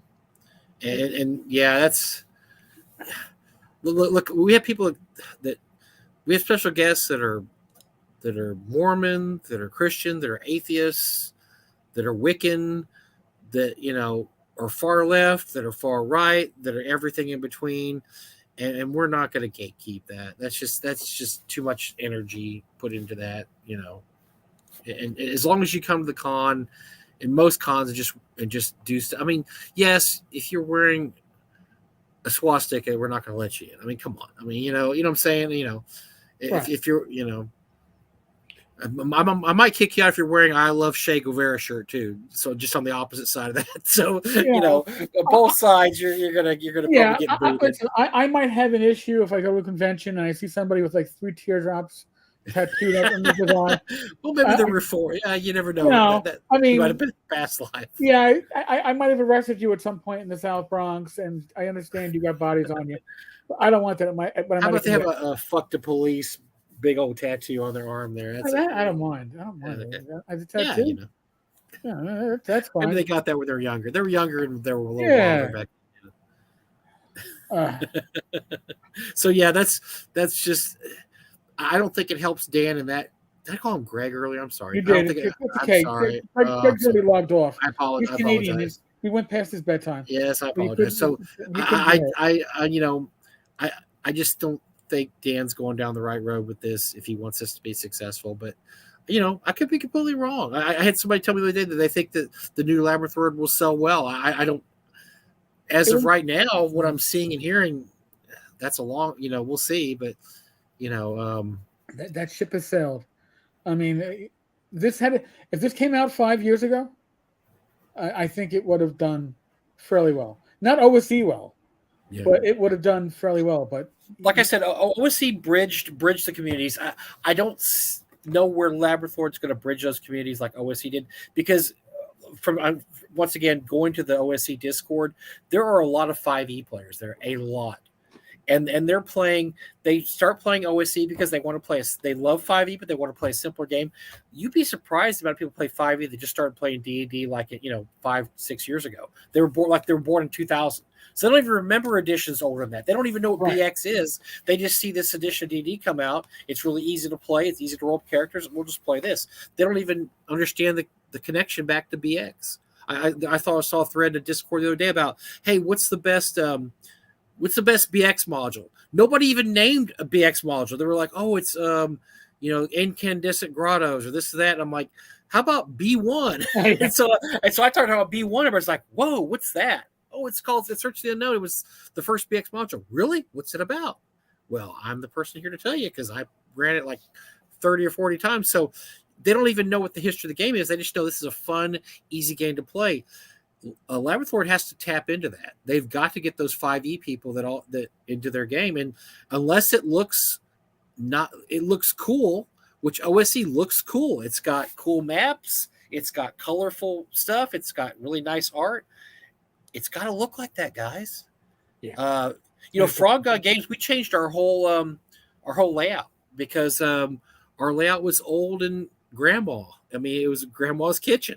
And so we changed our whole layout. The latest books look great because we had to do that. You have to, cater to the market. The days are long past when, if you remember the first rule books that came out, they were black and white, terrible art, but we bought them because we wanted to play the game.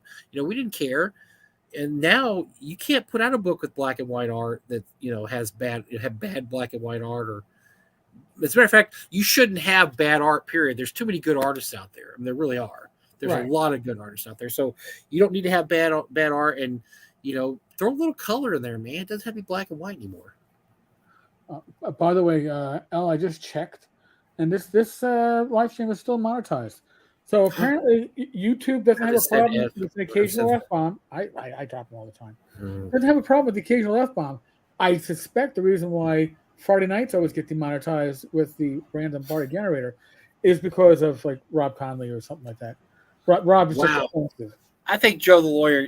It could be Joe. Joe throws bombs. He will throw a bomb here. Yeah. But that's the joke. That it is YouTube is offended by something or someone on Friday nights. It's our specialty. I tried to cut down on my cursing, so I didn't use the F-bomb. I don't think tonight. Maybe I did. I did. I'm sure. If I didn't, then we wouldn't have like bingo cards. It was just descriptive, though. It wasn't meant maliciously. So, well, listen, you watched the old YouTube video, right? From like 15 years ago. How you can use the word as any kind of word. Yes, I actually played that in a training class for my civilian counterparts over in the CCRB. So it's like, well, I'll tell. So, Elle, if you haven't seen the OSC books, they're these beautiful little digests with hardcover. They remind me a lot of the quality that James puts in his books, because that's how a lot of James books are. James books are all hardcover, and they're all, they look really nice. That's how these books are. They're just hardcover. They're not like anything published for D&D ever before. Because before the past, when you had digests, they were always paperback, right? You didn't have hardcover digests, right? I mean, these look really nice, and they had like they said, and some look. I know talk to people they don't appeal to, that they like BX, they just don't like the style of that. I really like the way the OSC look. I like the OSC look a lot. Hold on a second. Stay there. No. So, here I got. Okay, well, hold on. Yeah, hold it up a little. Hold on. Which one's that? This is the one of the advanced books, Advanced Fantasy Treasures. All right, it's not coming out. I'm gonna have to turn off my virtual camera. I don't have anything in here. I would pull everything I have is in the car right now. So, and I'm not going to the car. Hold on. So the layout is very clean. Very clean. Yes. Very easy to reference. But here, let me get one that has like a. Let me get one. Oh, the lights are on.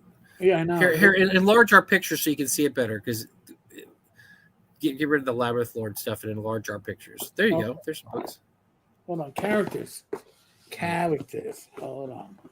You're right. So I got the Labyrinth Lord stuff up there. Okay, hold on.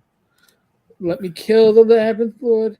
Radio, kill the Labyrinth Lord. So, the character. Very I mean, well put together books. You see the bold stuff. You see the layouts clean. just very. Artwork's nice. The books are sturdy, very I mean, sturdy. this is your inside cover, so Yeah, this is all the reference that you need, and if it's not there, it's back here. yeah. That is ingenious use of space that's otherwise going to be unused. So they're hard. Ouch. No, they're good. They're good. It's just it's really nice stuff that they've done a really good job of because I saw somebody the other day had a comment that, well, why would you buy OSC when you could just buy PDFs for the BX books? Well, because the BX books don't have a very good, they're not arranged very well. The layout's really lousy because even to this day, I've been playing BX now for 40 years. I still have to flip to the book sometimes. Like, where's that table? Is it over here? And is it under combat? Is it under saving throw? I mean, because it's just not. They didn't arrange books very well back then. The layout was just not that great, and so The layout's really good. Now, if you're saying, El, that it looks like an 80s textbook because of the strong cover and binding, I had textbooks in the 80s that went through 15 students before me, so 15, and they were still in good shape. These will last at my gaming table. Now, I'm somebody who my player's handbook has seen better days, but the binding is amazing. My 1E stuff, my 2E stuff sucked. My Unearthed Arcana binding sucked. This is good binding. Coming from somebody who's a lot of Frog God products and has spent many a night talking and or drinking with Bill Webb and hearing how he really, really values quality book binding, the OSC guys have hit it out of the park. they have. I mean, if you don't want to like the books, that's fine, and you can grab most of these as PDFs for free or next to it. But I mean, I think that if I was going to run a BX game, I'd be using these and not Labyrinth Lord. And not only that, but they have the different flavors of BX. They have the 1E kind of flavor. They have the original. They call it what, classic. They have advanced. They have they have different flavors. Yeah, advanced fantasy. Although, if you want to play with the basic classes, you need to have both box sets. Oh yeah. So, but the original box set it's a monster. I tell you. It's beautiful. It's beautiful. Though. Yeah, this one is. I guess this box is the first printing of that, and the other one is the second printing. That was from the later Kickstarter. So I've got some. They are really. I can't find them. They are really good books, and yes, I'm keeping them next to my my desk. So the core rules are not repeated. The core rules are only in the original basics. Yeah. Again, they look so. So yeah, we'll keep abreast. I mean, I wish Labyrinth Lord guys luck, and I hope it works out. I don't like the direction it's starting off with, but we'll see. Yeah, things could. I hope things change on that. I still don't know why I'm blocked, but I must have maybe I said something wrong at some point. But I'm not just unfriended. I'm blocked. Like you know what? It might be preemptive. Just like, well, Mike hasn't said anything bad yet, but I know he's not going to like them. I'm predisposed to like OSR products and RetroClone, so I don't. It doesn't make any sense to do that. So I don't know. Well, folks, we hope we entertained you tonight. Let us entertain you. Yes, we did. Let us see you smile. I had an amazingly good time. You guys were great in the chat. Yes, thank you for being so active. If you haven't already liked us, like us. If you thumbs up. If you haven't subscribed, please subscribe. Every little bit helps there. What more can I say? I like what Mike just said. By the way, there hasn't been a newsletter out for the last 2 weeks. We had Christmas and New Year's, so we took them off. There'll be a newsletter coming up next week. We'll try to do the best of the last 3 weeks or whatever for each of the channels that are part of the newsletter. Other than that, you know the spiel, right? We're still in the endemic. Next week we'll have Gary, and we're going to talk For those of you that don't like North Texas, we're working. We're working. It's not just going to be about North Texas. We're going to talk about North Texas. We're just going to talk about gaming in general and going to cons in general, because hopefully Gary will tell us about going to Long Con and what fun he had there, and just we'll tell some con stories. Period. Just some con stories. We do this like every year. We talk about North Texas, it'll be fun. tell some stories. It'll be fun. Cons. And if we have more gaming stupid before then, we'll sneak it in. This year has already been a banner year for gaming stupid. I am so excited. We could still fill an hour of the show. Watsy's still in the running. Looks like we got a lot of challengers here. This is going to be a great year for gaming stupid. We really should do an award at the end of the year for number one. Kind of like they do the Razzies. They give the Razzies out every year, the worst in movies instead of the best. Yeah, I don't know. Could it be the announcement of the OGL 1.1 could put Wizards of the Coast in the lead? Oh, not the fake announcement. That might be unbeatable. Yeah, if that's dumb enough, it should be unbeatable. So, all right, folks. As always, be safe, be well. God bless. Roll those dice, roll them well. If you're on the Discord, we're going to be doing a hangout tomorrow at 9 p.m. And otherwise, live stream with the random party generator. I've been asked. Oh, random party. Well, it wouldn't sound better as if the random generated party? It's like, yeah, but then it isn't the RPG. Random party. Sorry, we had to make fun of ourselves in that one. I miss this. I miss you guys. I'll be there Friday. That sounds fun. I miss the random party. You see, they might even drag Mike in if we want. Oh, you never know. They could. You never know. Sometimes they say something. I have to jump on because I'm crazy. Get me in. Take me in, boss. Take me in. All right, folks. Thank you. God bless. Later. Love you. New Glarus Spear sponsor. Come on. Let's do it. Yeah, please. Mike brought back cases. All right.